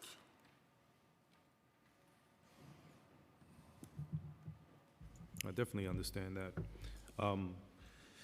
The named plaintiff in the landmark case Floyd versus the City of New York was a 28-year-old black man named David Floyd. In 2007, Mr. Floyd was repeatedly stopped and frisked near his home in the Bronx. And at the time, the officer who put their hands into Mr. Floyd's pocket searched under his shirt. These officers were part of the anti-crime unit. This unit had previously been abolished as part of the NYPD settlement that resolved litigation claiming unconstitutional policing. However, in the Adams administration, they created a new neighborhood safety and public safety teams that have faced criticism in that they appear to replicate many of the practices of the former anti-crime unit that stopped Mr. Floyd. So my question is, what types of operations did the former anti-crime unit conduct? How were former anti-crime units deployed? And to what extent did these units utilize investigative encounters or street stops while operating in communities? And can the department identify what was problematic about the former anti-crime unit? That was a lot, but So I think one thing I want to correct you on, after the Floyd settlement, anti-crime was not abolished. That's not true. Commissioner Shea abolished the anti-crime unit, I believe, in 2020 or 2019, somewhere in between there. I can't remember the exact year.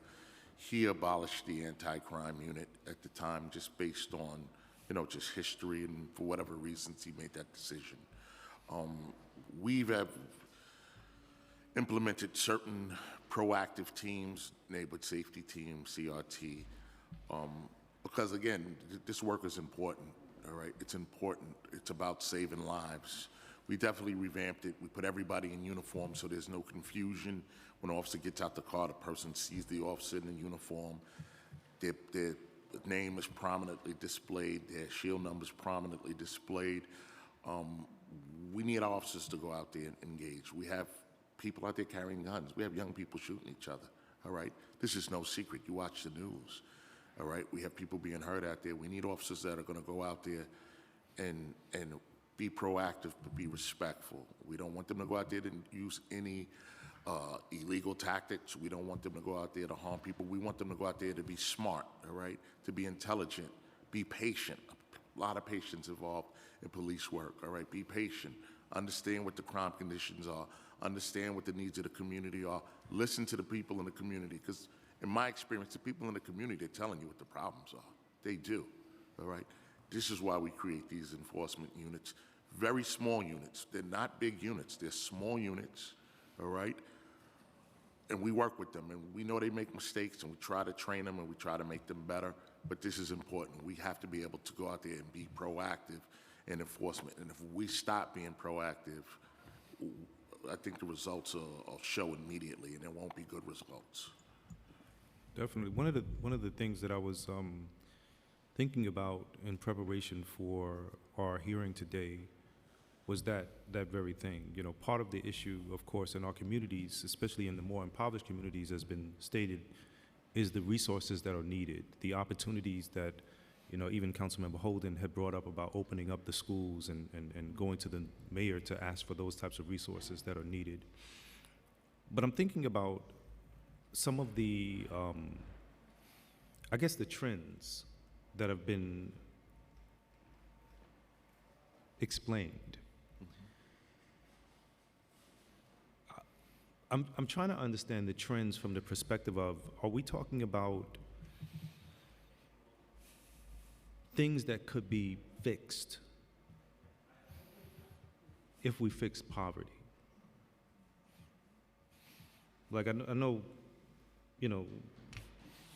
Councilmember Caban, you talked about the differences in the levels of what was happening in schools and the communities and things of that nature. And of course, in more impoverished communities, especially when we talk about what happened during COVID, people who are already in the margins of life now trying to figure out how can they feed their families. And of course,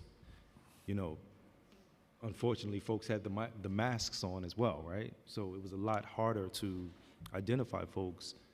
I think part of the real push that we should be trying to figure out as a city is, how do we really increase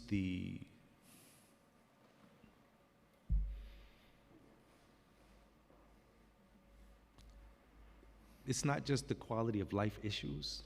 Mm-hmm. I think a lot of things can be fixed if we solve for poverty, because then the folks in the community, because I've had the same experience in my community. People have said we need officers to show up right next to grocery stores because the grandmothers were afraid to go to grocery stores. This is prior to me becoming a councilman. And when I left the meeting, I was shocked to see officers maybe every 2 blocks. And people were still saying, we're afraid to go to grocery stores and things of that nature. But I do know a lot of it is related to poverty in the communities that we're in, the lack of resources, the opportunities, the things that folks find themselves doing, trying to survive. I think, and the reason why I'm bringing this up in terms of just a start is the level of sensitivity needed in those communities has to acknowledge the history that happens in those communities. Like, what is this community? What are we going to? You know, oftentimes, I don't want to think that I'm joining a police department because I want to just make sure that I'm safe if I'm a black person, right? Go along to get along, or so, you know, those types of issues. I want to really be able to say that police officers are people who are there to protect and serve. These are guardians of society. And that guardianship is a guardianship that is not always perceived in the best ways in more impoverished neighborhoods, even though we want officers to keep us safe. But that historical piece is there, right? I'm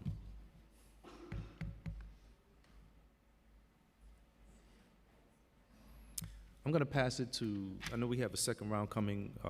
Want to pass it back to Councilmember Caban to, yes. Thank you. So I just want to state for the record that before I ask my questions, that during Councilmember Stevens' questioning, y'all both nodded when she was saying that poverty contributes to crime, and also nodded when she talked about the need for more resources in certain communities. Just because, you know, that can't be reflected without stating it on the record, which still rhetorically begs my question as to whether or not you guys asked the mayor about these things. But I want to shift over to asking about ICE. If ICE calls up NYPD about a person that's currently or formerly in their custody and they want to know the person's last known address, is NYPD providing that info? Could you ask the question one more time? Let's make sure I understand the question. Sure. If ICE calls up the NYPD, Yep. about a person currently or formerly in NYPD's custody, Yep. and ICE wants that person's last known address, is the NYPD providing that info? And if you're talking about anything in relation to civil immigration enforcement, the answer is no, we can't do that. Okay, and can ICE access the address info on DCJS rap sheets? I actually don't know what ICE can and can't do on DCJS rap sheets. I just have no idea. Okay, can you find out if? I think it's actually a question for ICE. I mean, in other words, you're asking what ICE's capabilities are. Okay, You're asking what info does NYPD share with ICE? No, so in connection with civil immigration enforcement, we are not allowed to share anything with ICE, and we don't. ICE has a criminal component within it, a criminal HSI, Homeland Security Investigations. They do criminal cases. And as you know, in connection with criminal cases, we are allowed to work with HSI. We do work with HSI on criminal investigations, and city law provides for that. But in connection with civil immigration enforcement, we're not allowed to give anything to ICE, period. But if a person is fingerprinted in connection with an arrest, right, those prints are shared with federal law enforcement, including ICE. So again, you know, if you're asking sort of what we fingerprint someone, it goes to DCJS, what the federal authorities have access to, how they access that, you're just asking the wrong person.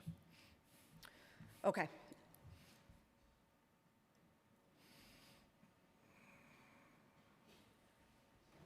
I want to go back to your testimony, and then I will finish early this time, Chair.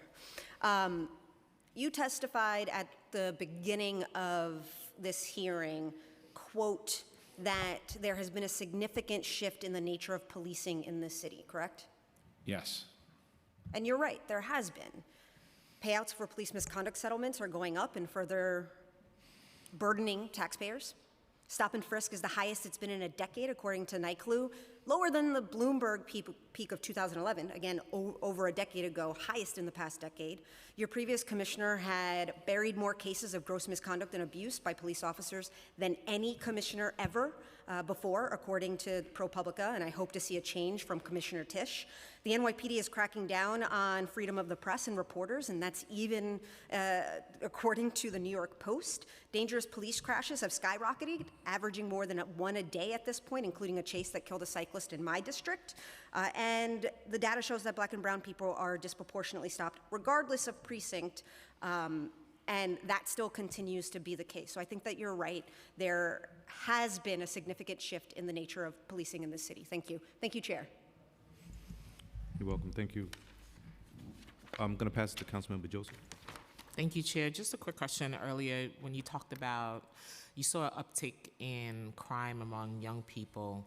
Are you working in partnership with Project Pivot or any other Cure Violence group to make sure that you're addressing the needs of the young people? And where do you see the uptick? And what's being done to address it? Just overall, you see more shootings, you see more gun arrests, you see more young people being the victims of shootings. And we're seeing this all over the city. Do I work with the violence interrupters? Absolutely. I've been working with the violence interrupters for years. 2011, 2010. I've been probably one of the first commanding officers to really work with them. Still work with them. Just met with a couple of them recently asking to do a little bit more because we see what's going on with the violence. The department itself, what we do for youth, I mean, we have more programs than ever working with youth. We have 2 youth centers now, one in Brooklyn, one in the Bronx that are open, that we bring young people to. And a lot of our precincts, something we don't get credit for, in a lot of our precincts, there are officers who are doing things with young people. One of your districts is a 6-7, and you remember what Officer Barry did over there with young people. I mean, she had one of the best programs in the city. Officer Duhaney out in Queens. I can name so many of them who are doing many programs working with young people, all right? But we need to do more because we see young people being hurt at an alarming rate. We just have to get to them, and we need everybody's help to get to them. What about around Project Pivot? How are you partnering up with them in New York City Public Schools to also, it has to be interagency. It can't be silo. It has to be interagency, and because the work overlap. Right. Our Assistant Commissioner of Youth, Alden Foster, he worked with a lot of the different youth organizations, Project Pivot, DYCD. Over the summer, we brought about 1,000 young people into the police department to work, to learn about policing and to get paid for it. He does a lot with a lot of CBOs, with Project Pivot, with DYCD, him, the Community Affairs Bureaus, and a lot of our youth officers. They do a lot of different programs. We'll talk online. I would love to see what those programs look like, and where, I'm sure if I were to talk to any violence interrupter group, I'm sure there's a lot of gaps that can be filled in when it comes around to young people. And one of the things we also see is how are you engaging young people? Because we always tend to say, oh, we're doing this for the young people, but we never engage them in conversation, and I'm big on making sure young people are at the table, because we always want to do things for them, but not with them. How are we engaging young people to make sure that their voices are heard? Because their needs, I can go and say, as the education chair, oh, this is what young people need, and turn around and they're like, nah, chair, that's not what we need. This is what we need. How are you engaging young people in this conversation? I would really have to drill down to the commanding officers and what they do in each precinct, because every precinct does something a little different. One thing I stress to the commanders and to the cops is they're a group of young people who you don't really need to talk to. They'll come to the precincts, they'll come to the programs, they'll join the Explorers. You know, it doesn't require a lot. We really have to go to the corners and talk to the young people who don't want to deal with us. The young people we haven't seen, the young people that have not attended school and they should be in school. Those are the young people we need to target. Those are the young people we also need to bring to the table to have conversations with as to what's happening. Is it employment? Is it housing security? What are you facing that needs you, that drives you there? Because when I visit my young people, unfortunately, my portfolio goes all the way into East River Academy. It's the no engagement, nothing happening in communities to keep them engaged. I agree, and we need to work together and work in our communities to do more of that. We need to keep the young people engaged. What we've been seeing in the last few years is not good. We're just seeing the gun violence rising. We're seeing crime rising. We're seeing, young people, the victimization being rising, and we need to get in front of that. And how do the guns get into the hands of the young people? $1 million question. I wish I had the answer because we're seeing more gun arrests with, with young people, and it's alarming. It's alarming. 14-year-olds, 13-year-olds carrying guns, bringing guns to school. 9 guns. Something already along the taken. way is happening. That's why they're bringing it to schools. Are we creating safe passages for young people to go to and from schools? Are these things happening for young people to want to go to school, get there? Because they don't bring them into the school buildings. No, yes, they do. They do? we removed 9 already this week? This school year. But we do have safe corridors. Every precinct is required to have a safe corridor for the young people. Transit, they're required to have safe corridors as well. That's part of our plan to work with young people. But we're just seeing the uptick, so we need some more help. And how are we using restorative justice to also work with young people? Everything doesn't have to be punitive. I 100% agree. Again, we'd have to drill down to the YCOs. We have to really talk to them what they're doing in individual precincts. What precincts have programs? Back when I was in Brooklyn as a commander, we had a youth court right there in Brownsville that we were using with a judge, another community, a community person. It was good. Unfortunately, we lost the court, but again, it's something that we need to do. All right, so I'll talk to the precinct commanders will really have the answers in terms of what are they doing in their individual precincts and how they're working with young people. Do the CEOs have a youth advisory group that they meet with young people to talk to? Yes, we do have youth councils. We have youth councils. We have our explorers. We took a hit with COVID. We lost a lot of young people, something I just spoke about recently at a meeting that we got to get back out there to bringing the young people back to the Explorer program. But all the precincts have youth councils. Thank you, Chair. Thank you as well. Thank you all. That concludes this part of the hearing. We will begin with the public testimony next.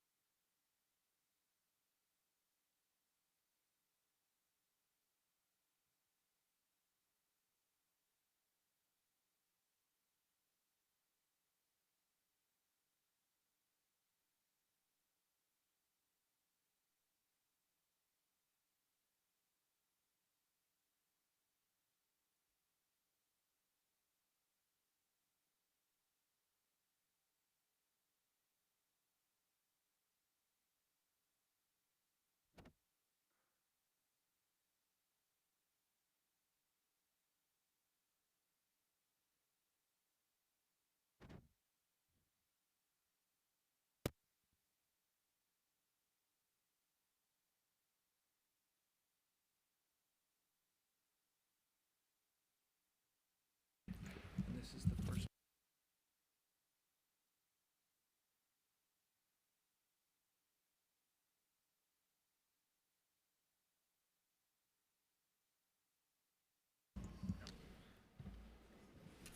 Yeah, go right into it.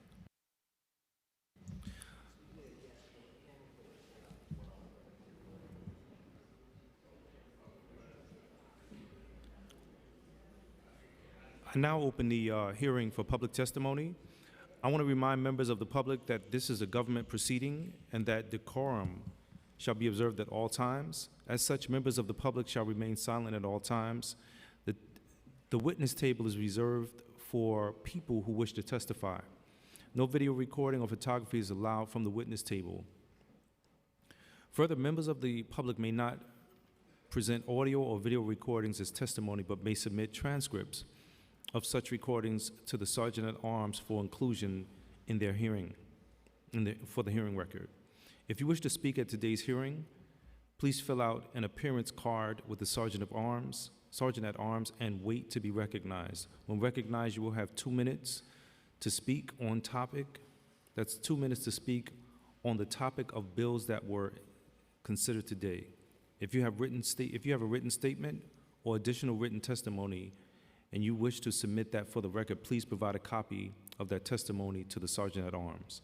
You may also email written testimony to testimony@council.nyc.gov or other email address within 72 hours of this hearing. Audio and video recordings will not be accepted. So I now call the first panel, and that would be Jermaine Thompson, Tatiana Hill, and Mauricia Harry.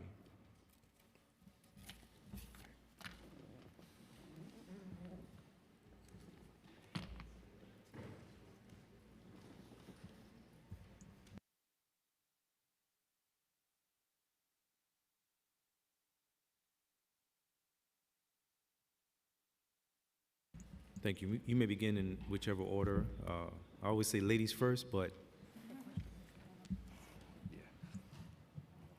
yeah, I got it. Good morning, good afternoon. My name is Jermaine Thompson. I'm here to speak about the critical role of the community liaison in a reform process related to New York City's Police Department stop, question, and frisk practices and trespass enforcement. On December 16th, 2022, I was appointed by the Honorable Annalisa Torres by the Southern District to be the community liaison. This position is essential for ensuring that voices of those impacted by these practices are heard and integrated into the reform process. The objective of the community liaison, also known as OCL, is to engage in community, particularly those who have been directly affected by NYPD's practices, offering them more opportunities to provide input and share their experiences. By working with community organizations and stakeholders, OCL can develop greater opportunities for dialogue and feedback. This information is then shared with the federal monitor team and the courts, informing them the assessments of city compliance with the court's remedial order in the Floyd, Davis, and Ligon cases. Community input is vital. It ensures that the perspectives of the experiences of community members are considered in assessing the NYPD's practices. This includes addressing concerns around stop, question, and frisk practices, trespass enforcement, and racial bias. OCL's role is to seek, receive, and organize these concerns, making sure that they are communicated effectively to the monitor. The independence of my role from the monitor and the other parties ensures unbiased communication. OCL is not an advocate for any party, but a conduit for the community voices, ensuring that the monitor team regularly hears from a diverse set of community voices. The diversity is crucial for understanding the full impact of NYPD's practices and determining compliance within the court's orders. OCL has been tasked to develop a community engagement plan, conduct surveys, public forums, and meet to gather feedback. OCL is about building relationships with community organizations, tenant associations, faith-based institutions, youth organizations, and most importantly, those affected by stop, question, and frisk practices. The input gathered will provide context for the monitor's assessment, helping to identify issues or pathways that need further examination. Feel free to cut me off. This is a lot. The bell has rung. Yeah. So if you could wrap. Since the beginning of 2024, we have connected and reached out to 238 organizations and 37 public officials.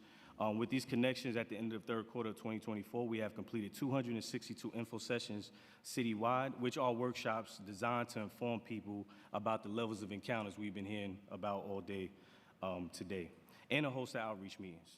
We have been involved in tenant association, public forums, and various conferences nationwide. We also urge community members we also engage with community members via social media and our websites, Office of the Community Liaison across the board, which also gives community members an anonymous platform to share information about their experiences.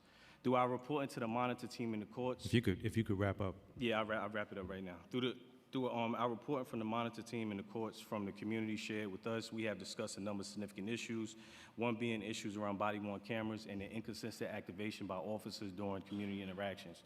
Community members have repeatedly expressed concerns about officers activating their body-worn cameras unless prompted by the public. And I'll yield back from there. Thank you. Hi, good afternoon. I'm Tatiana Hill. I'm the senior organizer, and I primarily organize in Brooklyn, New York for our office. So I'm going to talk more about our public education where Jermaine left off. So the info sessions, we basically go to communities that are most impacted by NYPD stop and frisk based on the data on NYPD's website. That data proves that many of these neighborhoods are policed at a higher rate than others, and therefore they are the ones that we want to interact with to find their feedback on police interactions. Those may be encounters as well as stops, which was talked about earlier. The public education is really necessary. We find that a lot of people in our communities don't know the laws, the policy, and procedure of NYPD, so they're not able to name if their rights are being violated during these stops, and therefore they're not able to give feedback to us or other agencies such as CCRB.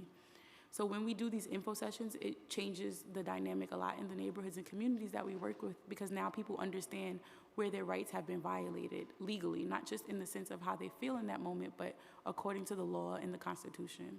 So once we educate these groups, we now are able to collect feedback, and that is the largest part of our work. Our office reports directly to this, the judge mentioned, Honorable Annalisa Torres, and she is overseeing this whole lawsuit for stop and frisk. So she's able to implement changes currently as well as in the future in the larger process of reform.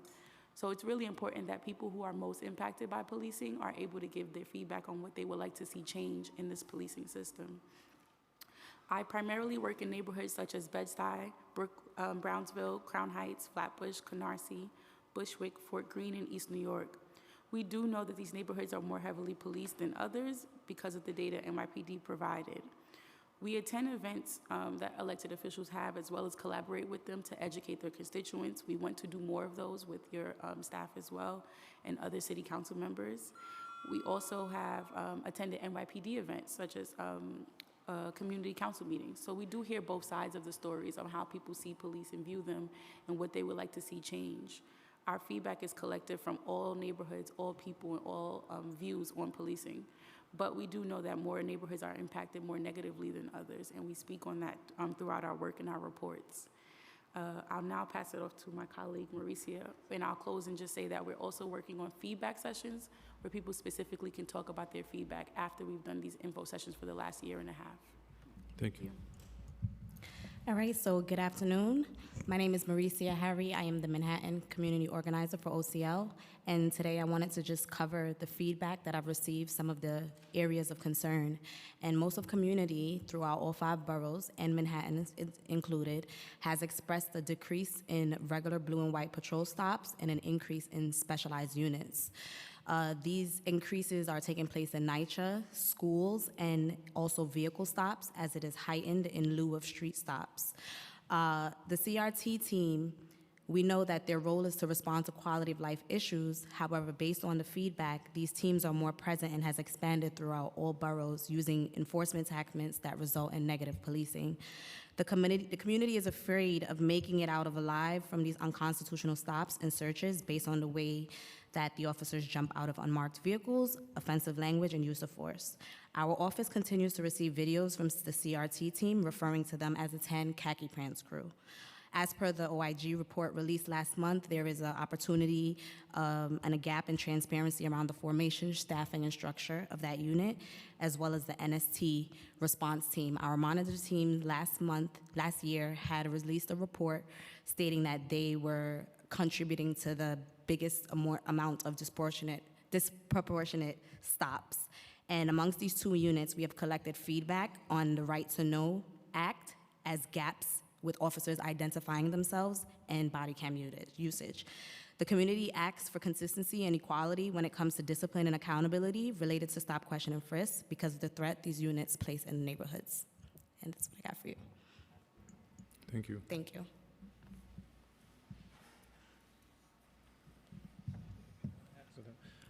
So I have a question.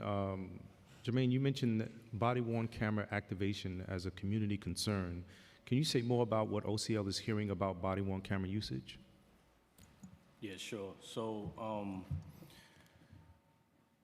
we receive a lot of feedback in general, but around body-worn cameras, we've seen videos of community members having to remind officers that their body-worn cameras are not activated. So say, for instance, I could I could cite our last report that we put out. It was a group of individuals in Brownsville in a night share housing. They was out at night hanging around. 4 NST officers approached them. None of them had their body-worn cameras on. Community members start yelling, why y'all approaching us, why y'all surrounding us, please cut your body-worn cameras on. So we see instances like that throughout the city, and that's why I chose to highlight that today, because it's a concerning issue for community. Thank you. Thank you for your testimony. Appreciate it.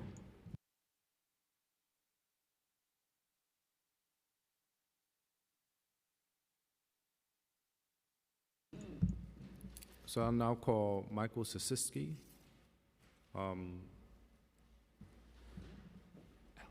Alan Abraham. And Brittany McCoy.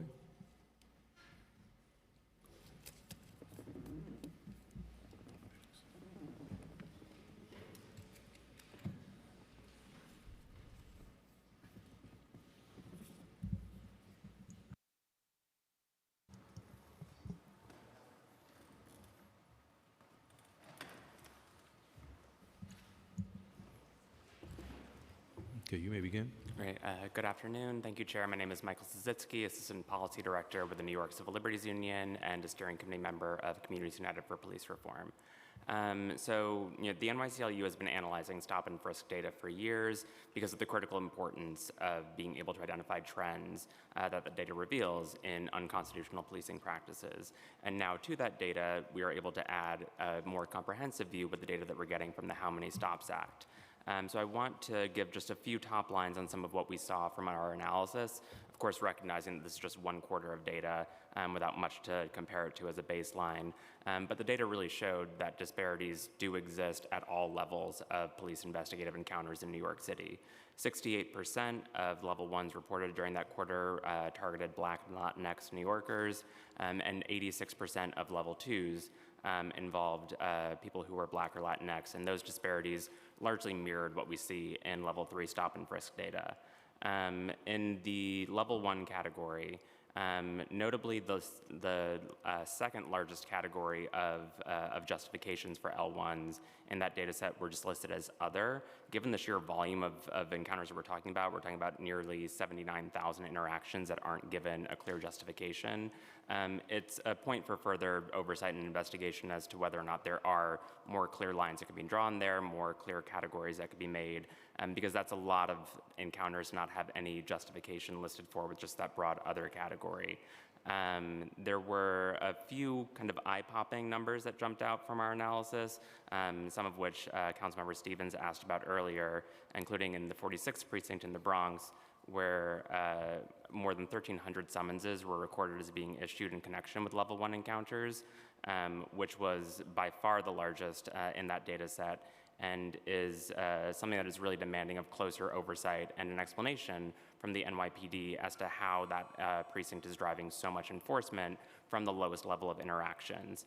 I'll just quickly note some limitations, and this was discussed as well. We really need to have a clearer sense of incident level information on these level 1 and level 2 encounters, because that's what's really necessary to get at whether or not there are real trends or disparities and potential bias in how interactions are playing out. We have data that's broken down that can tell us how many Black people were stopped in a given precinct, how many of those level 1 encounters were a radio run, how many were self-initiated, how many were for a quality of life issue. But we can't link those things together. We can't say that there were this many Black people who were stopped in a precinct on an officer-initiated encounter for a quality of life issue.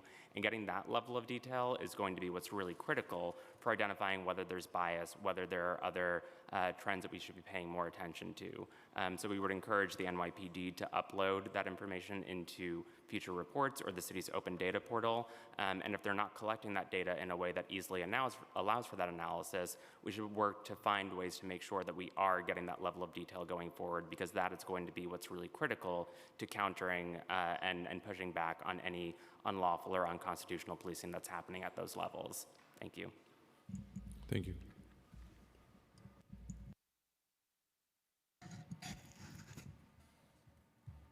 Good afternoon. Good afternoon, Chairperson Salam. My name is Brittany McCoy, and I'm the Managing Director of Policy at the Bronx Defenders. I'm also a member of the Communities for United for Police Reform. 12 years ago, in 2012, as a high school student in the Bronx, I wrote an essay about how stop and frisk violated our constitutional rights. It would take a few more years, along with lawsuits by the Bronx Defenders and others, for the courts to declare as such. But back then, it was obvious. I watched classmates, some as young as 14 years old, stopped and searched for doing nothing more than walking to the gym after school, or to the corner store, or to basketball games, or simply just standing outside in our neighborhood. It was rarer to hear that a friend hadn't been stopped. After watching this happen to my friends for months, I used the class speech assignment to channel my thoughts, writing, is it really worth the intrusiveness and embarrassment for New Yorkers to go through this every single day just for police officers to find something in less than 1% of cases? This question unfortunately still stands. That speech was the beginning of my career in advocacy, and now, 12 years later, I sit before you as the Managing Director of Policy for the Bronx Defenders. Yet, I'm still fighting against these same practices. Even though we know stop and frisk doesn't keep our communities safe, the NYPD continues to use these degrading and unconstitutional tactics every single day. And although I will never stop fighting for my community, I would love for the NYPD to just follow the law. The How Many Stops Act promises transparency and accountability, and although the initial data we have indicates the NYPD is not complying with the law, it's still enough to confirm what our clients tell us, that stop and frisk continues. At the Bronx Defenders, where we represent nearly 20,000 people every year, we see the ripple effects of these stops. A mother detained and missing work because of an unnecessary stop, a teenager's future derailed because a false arrest leads to suspension or expulsion. The council must hold the NYPD accountable, but this is also a moment to demand more, to reimagine public safety as something built on trust, dignity, and opportunity, not surveillance, punishment, and fear. We know what works. Investment in affordable housing, education, and mental health services, and youth programs create safety and stability. Thank you. Thank you. Thank you to Public Safety Committee Chair Salam and council members who are concerned about the NYPD's use of stop and frisk and other investigative encounters. My name's Alan Abraham, and I'm speaking on behalf of Communities United for Police Reform. We're an unprecedented campaign to end discriminatory and abusive policing practices in New York that's been operating for over a decade. The partners in this campaign come from all 5 boroughs and from all walks of life and represent many of those unfairly targeted by the NYPD. As Judge Shenlin noted in her August 2023 remedy opinion, nothing can replace the unique and vital expertise of directly impacted communities, and whether reforms are viewed as legitimate by our communities is of primary importance. The How Many Stops Act is now the law of the land, and although it's only 1/4 of data, we're already seeing the continued targeting of Black and brown communities in police-civilian encounters, and there are clear racial disparities between which communities are subject to level 1 and 2 encounters. It's unacceptable that Black and Latin New Yorkers make up 68% of level 1 encounters across NYPD precincts, even though they're only half of the city's population. This discrepancy is even more egregious when it comes to level 2 encounters, where Black and Latin New Yorkers make up 87% of the total encounters. This data shows exactly why HMSA was passed in the first place. Without full transparency, these racist policing practices would continue in the shadows. Police transparency and accountability are more important now than ever, given the current mayoral administration. Since taking office, Mayor Adams, a recently indicted former police officer, and NYPD have systematically worked to dismantle accountability and oversight. This ranges from his failed attempts to block HMSA, his funding cuts to CCRB, and his failure to address the fact that his former commissioner tossed out over 400 misconduct cases, including stop and frisk abuses, without even looking at them, and proceeded to weaken the NYPD discipline matrix just days before submitting his resignation. It's a staggering cycle of corruption. It's clear that the NYPD and the mayor put the protection of the police ahead of the protection of everyday New Yorkers. Until the NYPD is fully transparent and held accountable and officers are fired for their misconduct, abuses of power will continue. Just wrap it up. Together, all of these factors call for the city to transform its approach to public safety and minimize reliance on law enforcement so that we can maximize investments in services and infrastructure for our communities that actually promote safety. Thank you. Thank you.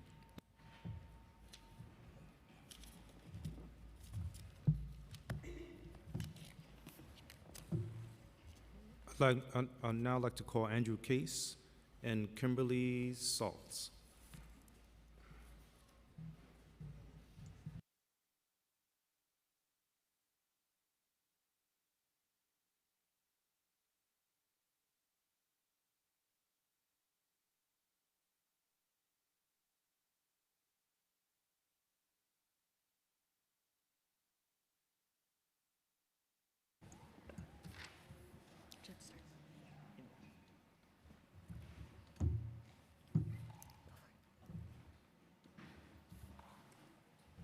Good afternoon. I'm Andrew Case, supervising attorney at Latino Justice Pearl Deaf. Is that better? Yep. Good afternoon. I'm Andrew Case, supervising attorney at Latino Justice Pearl Deaf, member of CPR, and one of the many attorneys on the stop and frisk litigation with the Federal Monitor. The federal court in the stop and frisk litigation wants to hear from you and your constituents about the Monitor's discipline report that was issued in September. That report is 503 pages long, but thankfully the plaintiffs' groups have put together a 5-page summary of its findings. I've distributed those. I've given Josh the link to that. It is on the Latino Justice website and the website for every group that is involved in the monitorship. In 2013, the court ordered the NYPD to improve discipline, and that order included the line that the changes, quote, must include increased deference to credibility determinations by the CCRB. The report shows that has not happened. For example, between them, P.O. Dervant Williams and P.O. Ahsan Zafar have been the subject of 23 CCRB investigations. The agency has substantiated 12 allegations against them. Their misconduct cost the city $650,000, and when the CCRB again found they'd convicted a bad stop, a deputy commissioner for trials lowered the discipline, saying, quote, neither respondent has a disciplinary record. The report details the career of a deputy inspector we have identified as William Taylor, who over the course of 2 years was the subject of 11 CCRB investigations and 4 lawsuits, who kept getting promoted, was never punished, and retired without receiving any discipline. The discipline report is full of this. Officers are fully excused for misconduct, and no officer has ever, according to the report, or rarely been disciplined for solely an illegal stop and frisk. The report said that in response to that court's order from 2013, the NYPD is in clear defiance of the opinion in Floyd. The court would like you and your constituents to respond to it about what to do about the NYPD's failure to discipline and its failure to abide by a decades-old court order. Thank you. Thank you. Hello, my name is Kimberly Saltz. I'm a law fellow at the Legal Defense Fund, which is also a member of Communities United for Police Reform. Thank you for this opportunity to testify. Today, we want to bring to the Council's attention that the same people targeted through the NYPD's unconstitutional stop and frisk practices are also subjected to the NYPD's racially biased gang policing practices. The NYPD's criminal group database, or gang database, labels more than 16,000 city residents as members of so-called street gangs and youth crews. Under the guise of what it calls precision policing, the NYPD has subjected the people in this database, primarily Black and Latino teenagers and young adults, to sustained surveillance and harassment. The gang database has become a mechanism for continuing the unconstitutional stop and frisk practice of using race as a proxy for crime. 99% of people in the NYPD gang database are Black and/or Latino, and less than 1% of people in the database are white. Entry into the gang database is not tied to actual criminal activity. Instead, the NYPD uses broad, vague, and subjective criteria, such as the colors a person wears or their use of undefined symbols on social media, to label them as gang members. Under these criteria, many New Yorkers who have never committed a crime could be designated as gang members. In our written testimony, we provide research from our Thurgood Marshall Institute that shows that after Portland and Chicago eliminated their gang databases, there was no statistical increase in reported crime. These findings suggest that gang databases do not reduce crime, nor do they improve public safety.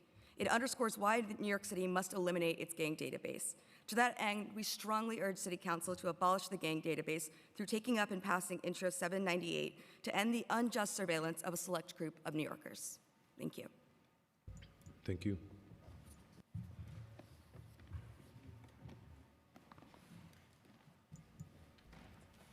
I'd now like to call Karen Teff, Anya Winstock, and Jacqueline. That's a B?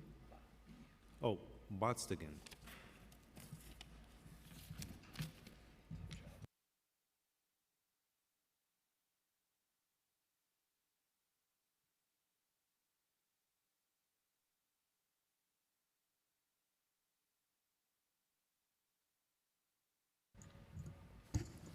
Good afternoon, Chair Salam. My name is Karina Teft, and I'm an attorney at the Legal Aid Society's Cop Accountability Project. At the Legal Aid Society, we see the profound harms of NYPD's persistent racist tactics, including the gang database and unlawful stops and frisks. I'm one of the many lawyers involved in the Floyd, Davis, and Lagon lawsuits in which a federal court found that NYPD's use of stop and frisk and racial profiling is unconstitutional and placed NYPD under a federal court monitorship. Over a decade has passed since that finding, and still the NYPD is not and has never been in compliance with the Constitution. Both unlawful stops and the sheer volume of stops have been trending up since 2021. In the first half of 2023, over 30% of documented frisks and searches were unconstitutional. And bad as they are, these numbers don't account for the significant number of stops that NYPD never reports. The monitor's audits of officer body-worn camera footage showed that in 2023, only 59% of stops requiring stop reports were documented. Black and brown New Yorkers bear the brunt of these unconstitutional stops. And while the number of stops have declined between 2013 and 2022, racial disparities remain the same. Over 80% of people stopped each year were Black and Hispanic, and today that rate is even higher, as you have pointed out, Chair Salam. Central to these persistent constitutional violations is NYPD's failure to discipline officers for engaging in unlawful stops, frisks, and racial profiling. These issues were examined in detail in a recently published court-ordered report on the NYPD's disciplinary system. The report found that officers rarely, if ever, receive any discipline for stop and frisk-related misconduct, even when the Civilian Complaint Review Board finds that the officer committed the misconduct. The report attributes this disturbing lack of accountability to many factors, but in our view, the primary barrier to accountability is the police commissioner's final authority over discipline, which often means that officers get no discipline at all. You may know the quote, "Culture eats strategy for breakfast." In this case, culture eats policy for breakfast. The law is rendered meaningless as long as the police commissioner continues to facilitate NYPD's culture of impunity by refusing to discipline officers, even when confronted with clear evidence of misconduct. Without fundamental structural changes to NYPD's discipline system, that culture simply will not change. Thank you for the opportunity to testify today, and I'll direct you to Legal Aid's forthcoming written testimony that expounds on these issues in greater detail. Thank you. Good afternoon, Chair Salam. My name is Anya Weinstock. Thank you for organizing this important hearing. I'm an attorney with the Surveillance Technology Oversight Project. We're a New York-based nonprofit that advocates and litigates against discriminatory surveillance. We heard extensively today about how stop and frisk continues to harm New Yorkers. I'm here to testify about how every day a growing number of NYPD technologies are replicating the exact same injustices in a digital form of stop and frisk. The NYPD's vast surveillance network includes sprawling databases, nearly 100,000 cameras, social media monitoring software, predictive policing analytics, historic NYPD crime data, and countless other monitoring tools, including the gangs database. Even worse, this data is then pushed out to every officer's phone, giving tens of thousands of officers the power to access this data and giving officers the pretext for to unconstitutionally stop someone. These systems are riddled with error and racial bias, replicating the violence of stop and frisk. One such technology is ShotSpotter, which is a dangerous driver of discriminatory stops. ShotSpotter is a notoriously error-prone tool that claims to detect gunshots, but it's actually incorrect 90% of the time. And when alerts go off, when a ShotSpotter alerts go off, this gives a pretext for NYPD officers to enter a neighborhood to try to find the shot, and this leads to discriminatory stops. So in the worst case scenarios, a ShotSpotter alert can even lead to to lethal force being used. And in Chicago, there was a 13-year-old, Adam Toledo, who was killed by police because of a false ShotSpotter alert. In New York City, ShotSpotter has led to police stops and harassing individuals who are legally on the street and not doing anything wrong. ShotSpotter is just one example of the countless flawed technologies, including automated license plate readers, including the gangs database, which we heard about, that are error-prone, racially biased, and concentrated in communities of color that lead to discriminatory stops.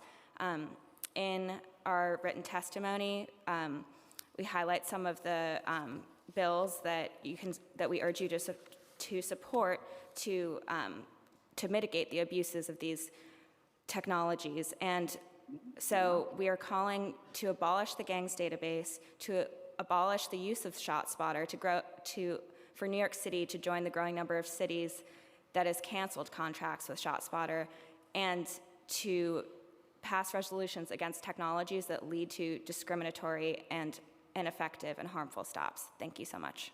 Thank you. My name is, excuse me, my voice is almost gone at this point. My name is Jackie Gazdiggy, and I'm Supervising Policy Counsel at Brooklyn Defender Services. I've been a public defender for 15 years, and I want to thank the committee, the Public Safety Committee and Chair Salam for the opportunity to address the council about New York City Police Department's use of stop and frisk and other investigative encounters. Public transparency is an essential measure for holding the NYPD accountable for the discriminatory and abusive policing practices they employ. These practices criminalize and harm New Yorkers, disproportionately Black and Latino New Yorkers, LGBTQIA+ New Yorkers, and New Yorkers experiencing housing insecurity. Discriminatory and abusive policing practices make all New Yorkers less safe, and in order to make our city safer for all our community members, the City Council must take action now to ensure greater transparency and accountability. The Federal Monitor Report, which we've already talked a lot about today, indicates the NYPD is moving in the wrong direction, conducting more unlawful stops, more unlawful frisks, and more unlawful searches. The gang narrative is used to justify even more aggressive stops, summonses, arrests, and surveillance than before stop and frisk was declared unconstitutional. In the last several years, thousands of New Yorkers have been swept up in so-called gang raids or takedowns, nearly all of them Black or Latino. The City Council must move to eliminate the gang database and pass Intro 798, which would abolish the NYPD gang database altogether. Public defenders usually become aware of police misconduct in connection with an encounter that results in arrest. It is only after an arrest that someone is brought to court and speaks with their attorney about what happened to them. The vast majority of police-citizen encounters that do not result in arrest go unreported or are overlooked. That is why data from the How Many Stops Act is critical. Our hope is that this data will assist the city and the public in monitoring and regulating the actions of the NYPD. The ever-increasing budget of NYPD is also a concern. You already heard my colleague talk about ShotSpotter technology. That technology has a $54 million price tag and absolutely does not work. It also provides technical justification for disproportionate deployment to Black and Latino neighborhoods to stop, frisk, and harass New Yorkers when that technical alert is neither accurate nor valid. As defenders, we see how Black and Latino New Yorkers are disproportionately targeted for stops and arrests, and how individual officers who engage in racist, bias, or hateful behavior remain on the job. We cannot allow these biases to continue to entangle New Yorkers in the criminal legal system. Thank you. Thank you. If anyone here wishes to testify but has not had their name called yet, please go to the back of the room to fill out the witness slip. After this panel, we'll be moving to testimony on Zoom.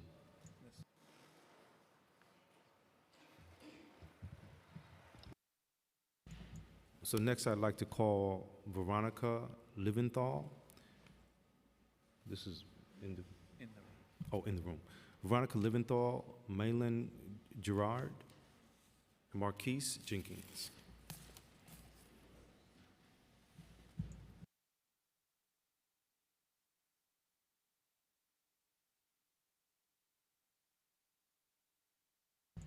You may begin. Good afternoon. My name is Veronica Leventhal, and I am a social worker with the Legal Aid Society's Adolescence Intervention Defense Project. We help young people navigate their felony cases in the youth part of Supreme Court. My clients are all teenagers. Most of them live in the same neighborhoods in Brooklyn, and none of them are white. I'm here today to speak out against NYPD's use of stop and frisk and the gangs database, both of which actually contribute to increased criminality. By utilizing these dragnets, the NYPD criminalizes people, including children, based on where they live, how they look, and the color of their skin, without any consideration of whether they in fact committed a crime. Kids as young as 12 are targeted, harassed, and searched based entirely on their external appearance. The impact this can have on a child's sense of self is profound. If an adult is telling you every single day that you are a hazard to your community and continually aggressively stopping and searching you, it can severely damage your psyche. And what's more, it permanently hinders your faith in the police to keep you safe, making you less likely to seek their assistance in crisis. I personally have witnessed the 73rd Precinct repeatedly abuse their power to subjugate the children of Brownsville. Our children need guidance and support, and instead the 73rd illegally stops, searches, and uses violence to arrest them. I cannot count the number of times I've seen a child with cuts and bruises all over their bodies, thanks to those sworn to serve and protect us at the 73rd.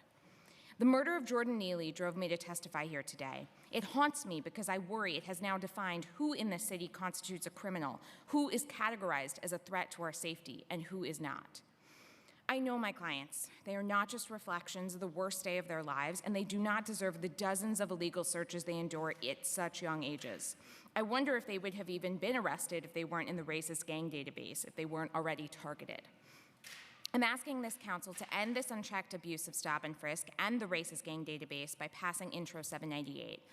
But I'm also asking you to simply talk to the kids in our communities, to hear their experiences directly from them, and then to invest in their communities, in resources for our children, rather than in police and jails. Thank you.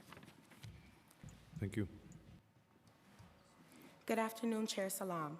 My name is Mylana Gerard, and I serve as the coordinator of youth initiatives at the Bronx Community Justice Center, an initiative of the Center for Justice Innovation.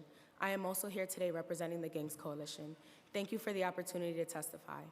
Ample research shows that the practice of stop and frisk continues to harm vulnerable communities' relationships with the police. A study of young people living in highly patrolled, high-crime areas in New York City found that 88% of young people believed residents of their neighborhood did not trust the police. The use of stop and frisk is deeply racialized and disproportionately impacts young people.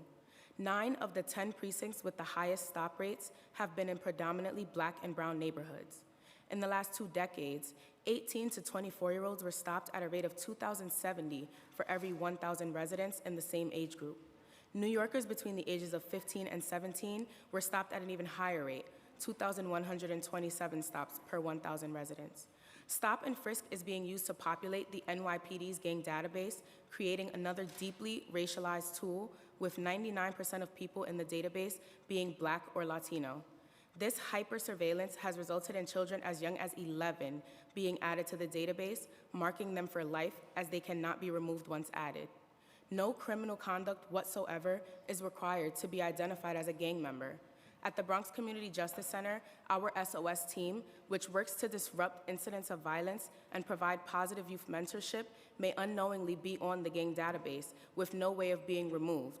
Participants in our programming report that activities as simple as getting food at their neighborhood deli or greeting a childhood friend is enough to have them placed in the database. Participants living in NYCHA say that they are regularly targeted for the database simply as a result of where they live. Like the stop and frisk narrative, gang affiliation is defined so broadly that NYPD can capture any neighborhood or individual they deem suspicious. Residents deserve to feel safe in the communities they reside in. Over-policing and surveillance conducted through methods such as stop and frisk and the gang database fracture trust and disproportionately harm young people and people of color. Community programs developed in partnership with residents empower young people, providing them with an abundance of tools and resources to flourish. We urge the council to leave broad strokes policing behind, relying instead on tailored programming that suits residents' needs. Thank you. Thank you for your testimony. We will now move to panelists on Zoom. Please wait for the Sergeant at Arms to announce that you may begin before delivering your testimony. We will start with Tanisha Grant.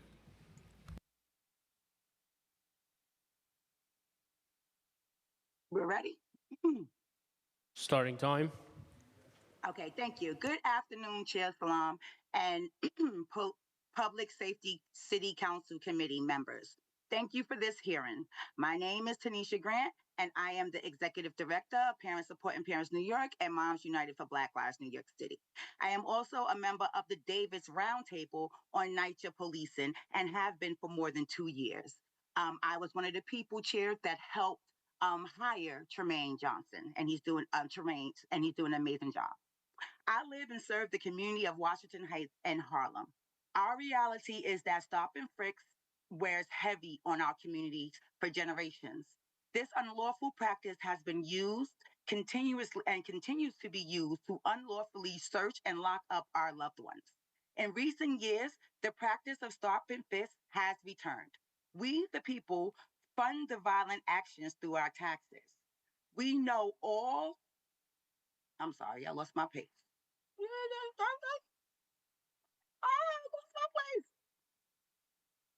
In recent years, the practice, we know all the ways stop and frisk violates community members' lawful rights. Our recommendations are as follows. Stop funding the police and give our communities the resources we need to thrive. Too much money is focused on criminalization of Black and Brown communities. Instead of innovative and fully funded programs and opportunities, we again and again are attacked and told that our personal lived experience with police does not matter. I myself have been unlawfully frisked in the street trying to visit a friend. She lived in a building the police deemed a drug spot. They pulled me out of my car, pulled out my bra, made me take my shoes off in the middle of the street, all because they were surveilling the building. When I protested and asked for their badge number, they took me to jail.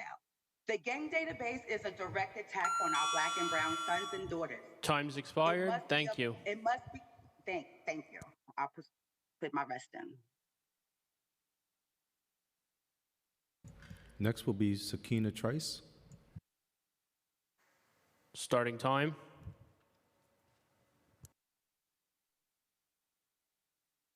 Good afternoon. My name is Sakina Trice. I'm a senior staff attorney with the Disability Justice Program at the New York Lawyers for the Public Interest. Thank you for the opportunity to present my testimony today on the NYPD's use of stop and frisk and other investigative encounters. Police officers routinely arrest and involuntary transport to a hospital individuals in New York City who are experiencing or perceived to be experiencing mental health emergencies pursuant to NYPD's unlawful involuntary removal policies and practices, specifically Patrol Guide 22-13. 22-13 on its face and or as applied expands the NYPD's authority to remove people with mental disabilities and involuntarily transport them to psychiatric evaluation, even when probable cause for arrest is lacking. The guide needlessly heightens the risk of harm to people experiencing a mental health crisis and results in unlawful detentions and transport. The stated purpose of the patrol guide is to provide tactical operations, but it does not instruct police on how to respond to the healthcare needs of a person with mental health concerns who is the subject of a 911 call. Unfortunately, the city's current attempt to offer a non-police program, the Behavioral Health Emergency Assistance Response Division program, does not meet the goal of actually offering a non-police response. And so, for example, in fiscal year 2024, more than 70% of all mental health calls in the Be Heard pilot areas were still directed to the NYPD. And so we are asking New York City to join other cities across the country to remove police entirely from the equation and ensure that healthcare workers respond to healthcare crisis. The city must establish a system whereby individuals who experience a mental health crisis receive appropriate services, which will de-escalate the crisis and which will ensure their well-being and the well-being of all other New Yorkers. And so we are asking the city to invest in a true non-police response model. Thank you. Thank you. Dr. Tawana Guilford. Starting time.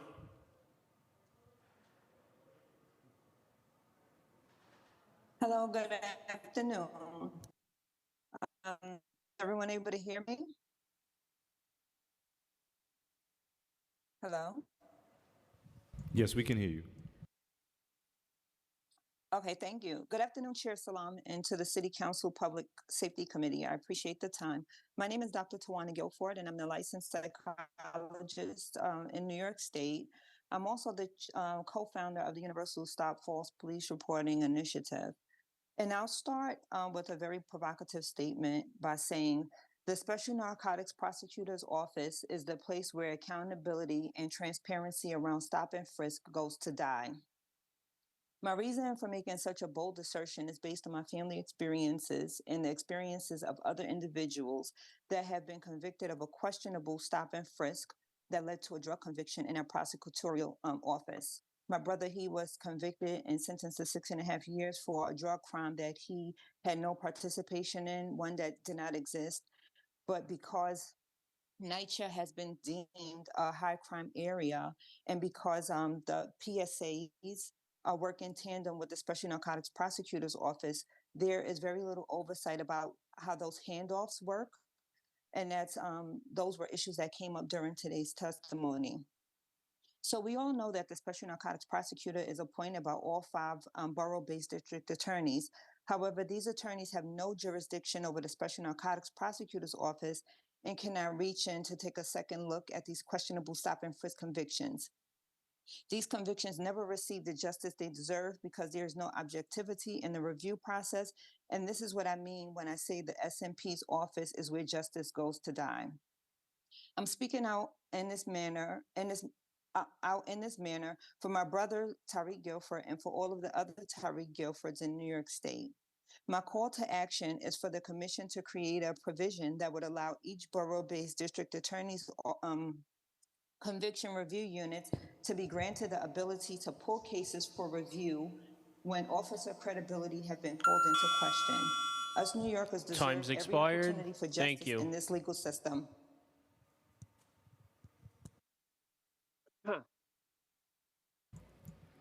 I'd like to call Christopher Leon Johnson. All right. Hello, can you hear me?